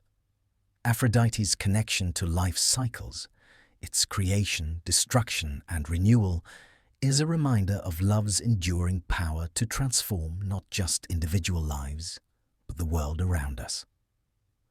Aphrodite's transformative influence is also felt in the relationships between the gods themselves. Her interactions with deities such as Ares, Hephaestus, and even Zeus demonstrate the complex ways in which love can shape divine dynamics. While Aphrodite's love for Ares was passionate and intense, it was also fraught with conflict, especially given her marriage to Hephaestus. The tension between Aphrodite and Hephaestus, who was a god of craftsmanship and creation, reflects the inherent contradictions in the nature of love. Aphrodite, as the goddess of beauty and desire, represents the part of love that is driven by attraction, passion, and emotion, while Hephaestus embodies the more grounded, creative aspects of love, beauty in form, function, and craftsmanship. Through these divine relationships, Aphrodite's power to shape the world and its inhabitants becomes clearer. Love, in all its forms, drives both creation and destruction, and Aphrodite stands at the heart of this force. She is not merely a goddess who blesses the unions of mortals, but one whose influence reshapes the very course of existence. Ultimately, Aphrodite's transformative power is a reflection of the eternal nature of love itself. Love is not static or one-dimensional. It is a force that moves and evolves, shaping those it touches in ways both visible and invisible. Through Aphrodite's influence, humanity has learned not only to love, but to create, to grow, and to transform. Her power has shaped the course of history, the development of civilizations, and the creation of art, culture, and beauty. Aphrodite, the goddess of love, beauty, and desire, has left an indelible mark on the world of gods and mortals alike. From her birth, emerging from the sea foam, to her role in the fates of mortals and gods, her influence has transcended time and place, shaping not only individual lives, but entire civilizations. The myths surrounding her reflect the complexities of love itself, the joys, the passions, the sorrows, and the lessons that love brings. Aphrodite, in her divine essence, represents the transformative power of love, the force that shapes hearts, creates worlds, and endures through both beauty and pain. One of the most powerful aspects of Aphrodite's influence is her ability to bridge the divine and mortal realms. While many gods govern particular aspects of existence, war, wisdom, the seas, Aphrodite rules over the most universal and fundamental force of all, love. Love is not confined to the realm of the gods or the mortals. It is a force that exists in every living being, transcending the boundaries between the divine and the human. Aphrodite, as the goddess who embodies this force, has the unique power to shape and influence the hearts of both gods and men. Her influence on the gods themselves is perhaps most clearly illustrated in the divine relationships that are marked by her presence. From her own union with Hephaestus to the passionate and tumultuous love she shared with Ares, Aphrodite's interactions with the gods reveal the complexities of love within the divine world. Even the great Zeus, the king of the gods, was not immune to the sway of Aphrodite's influence. His relationships with various goddesses, such as Hera and Demeter, were shaped by the forces of desire and attraction, and it was Aphrodite's power that guided these divine unions. Aphrodite's ability to influence the gods reflects her central role in the universe, showing how love is a force that shapes both the most powerful and the most vulnerable beings. Aphrodite's power is also profoundly felt in the mortal world. Through her many lovers, such as Anchises, Paris, and Adonis, Aphrodite's influence on human love is clear. The mortal realm, though filled with its own trials and tribulations, is shaped by the love that Aphrodite inspires. She is the goddess who brings people together, binding them in passion, affection, and devotion. Yet, as the myths show us, her influence is not without its complications. Love, under Aphrodite's guidance, can be a source of immense joy, but it can also lead to heartbreak, jealousy, and destruction. Her role in the story of Paris and Helen, for example, shows how love can become a weapon, a force that ignites wars and causes suffering. Aphrodite's influence over love is both beautiful and dangerous, a reminder that love's power can be both a gift and a burden. But the true nature of Aphrodite's influence is found in the transformative power of love itself. Love, as embodied by Aphrodite, is not just about attraction or desire. It is a force that has the power to change lives, to create and destroy, to heal and to wound. Aphrodite teaches us that love is both a force for good and a force for chaos, a powerful force that shapes not only the lives of those who experience it, but the world itself. Whether it is the passionate love between Orpheus and Eurydice, the devotion between Pygmalion and Galatea, or the tragic tale of Adonis and Aphrodite, love is the force that moves the world. It is the catalyst for growth, creation, and renewal. In the end, Aphrodite's legacy is one of beauty, love, and transformation. She has shown us that love is not merely an emotion. It is a force that drives the very heart of existence. Aphrodite's presence in mythology teaches us that love is both a blessing and a challenge, something that can bring the greatest happiness or the deepest sorrow.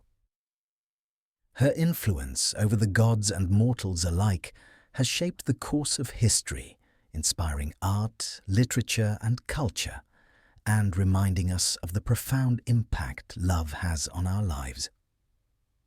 As we reflect on Aphrodite's journey, we see that her power is eternal. Though the world around us may change, the nature of love remains constant. It is a force that binds us all, transcending time, space, and even the boundaries between gods and mortals.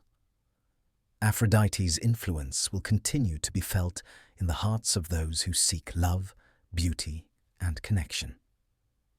Her story is a reminder that love, in all its forms, is the force that shapes the world and defines what it means to be human. Through her, we learn that love is not just about the bonds we create with others. It is the force that connects us to the very essence of life itself. As we conclude our journey through Aphrodite's mythic story, we are reminded of the enduring power of love. Aphrodite, the goddess who represents all the complexities of love, its beauty, its pain, its joy, and its sorrow, has shaped both the mortal and divine worlds in ways that continue to resonate through time. Her influence on gods and mortals alike shows us that love is both a powerful force of creation and a source of profound change. Aphrodite's power has created civilizations, inspired artists, and guided the hearts of countless individuals throughout history. Through her, we understand that love is not simply an emotion. It is a force that transforms lives, transcending time and space, bringing people together and driving them apart.